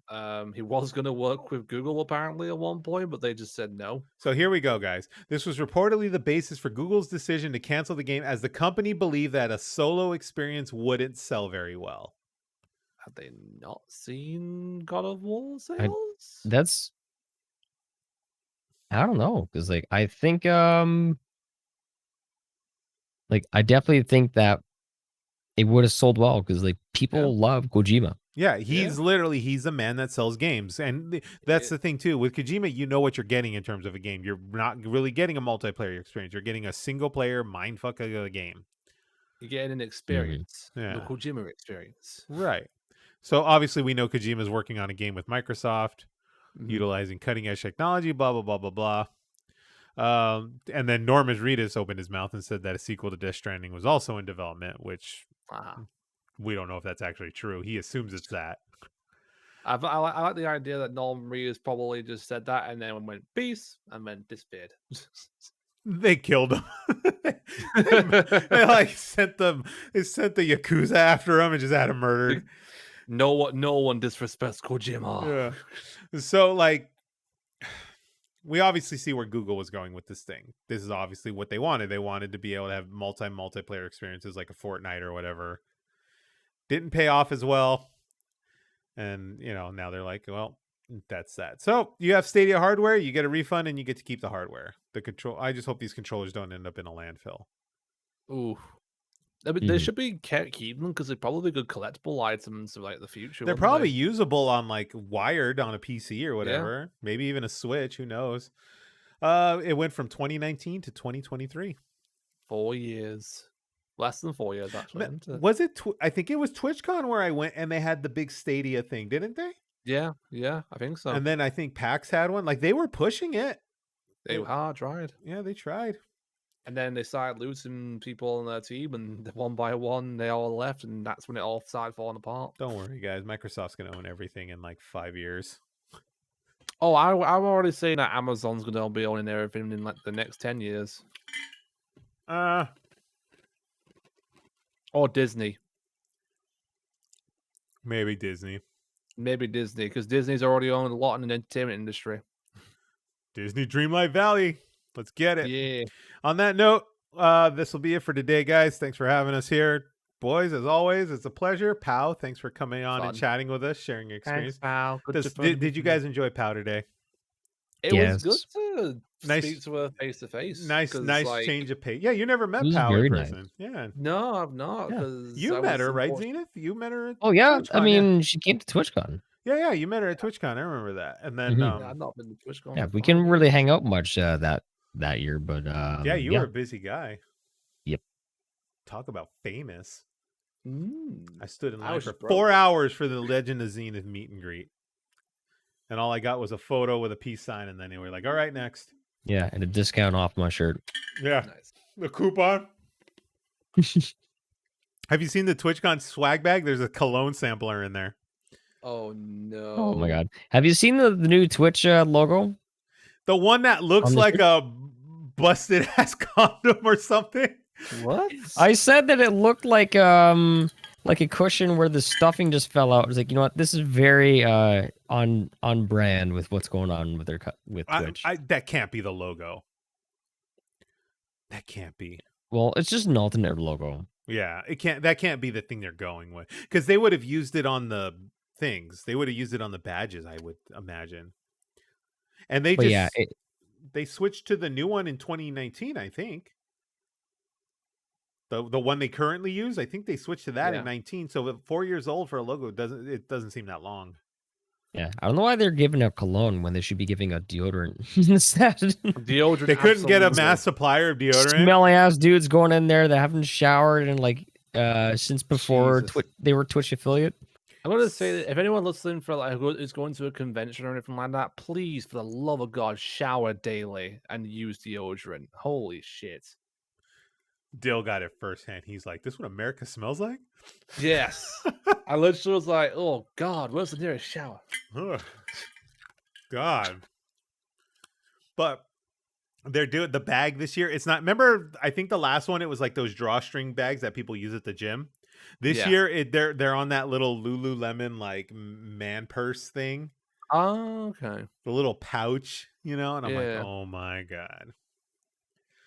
How what I'm gonna fit my cell phone in there? That's basically it. You fit your Yep. cell phone in there and like a battery pack, and that's it. I mean, if you remember, Eric, when I went in, I had a little bag with me, didn't I, with all my stuff in it? Your fanny pack, you were Yeah. you were a trendsetter. Fanny Yeah, packs were literally. fanny packs were I not mean, it. Hey, it was very useful. Not gonna lie, I got a lot of things like for free or bought things, put them all in there. There you go, done. Yeah, that logo looks like it. It literally looks like a nut shot. Like literally like Deodorants. Actually, pal, I use Lynx. links. It literally that Twitch logo literally looks like a nut shot on a pillow. That's what it looks like. It's just like gross. I'm like, this is bad. And then the like multitude of colors it comes in. Perhaps the CEO was watching a lot of hot tub streamers. I don't know. Whoa. He's far too sophisticated for that. Sure. He's lost the bow ties, guys. We had no bow tie Emmett this year. I'm disappointed. He has the hat. He had a hat. He's at in least. his I said this yesterday. He's in his what is it? Oh, he's in his midlife crisis Steve Jobs phase now. Where he's like bearded out and he's like I wonder if he's bought a graying. Lamborghini. He's bearded out and graying, but he's wearing like Jordans and colored cashmere sweaters. Tech bro, if I ever seen one. Zenith just has no words right now. He's literally just like, I'm zoned out. I need some coffee. you're zoned out. You need coffee. Have we been on too long for you? No. Just need more coffee because You like just this need- is still my first cup of the day. Did you not refill? Oh, you had chocolate. You went Yeah, to and hot chocolate. chocolate. Yeah, you That's went to not chocolate. coffee. Yeah, you need coffee. All right. On that, everyone, we are out of here for the day. Thanks so much for hanging out with us. We appreciate you. You guys are all fantastic. You can catch this on Apple, Spotify, podcast listening of choice. You can find this on YouTube in about a week when it goes up. And we will see you guys all very, very soon. We have me, Eric Anthony. We got Dill. We got Zenith. Say hello to all of us in our individual streams. Are you on a stream today, Zenith? Actually, yeah, I'm probably gonna do a bonus stream in about a couple hours. There you go, guys. Twitch.tv/Legend of Zenith. And if you you're can also do this as well. They added a new shout out command. Oh, did Oh, they yeah, go they for that? I got to read all that Hey. stuff. Zenith's got it. He can do it. There Yeah, you go. So like for anyone that is actually like not following my stream, like my follow alert just came through. Who the hell was that? That was me. Oh no!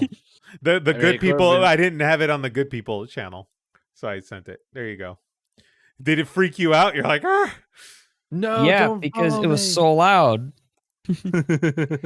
Dill broke my stream. Dill broke my audio. I broke your ears. What will Zen do? Oh yeah, he's gonna flip out. All right, guys. So yeah, twitch.tv/Legend of Zenith. You can go watch some of his gameplay. Fantastic. Randomizers. Torture the man. Torture him for me. I gotta That's go get tomorrow. I gotta go get a workout in. Torture Zenith for me. Guys, we appreciate you. We love you. We thank you for having us spend your day with us. We appreciate it. We will see you all very, very soon. Bye. Bye.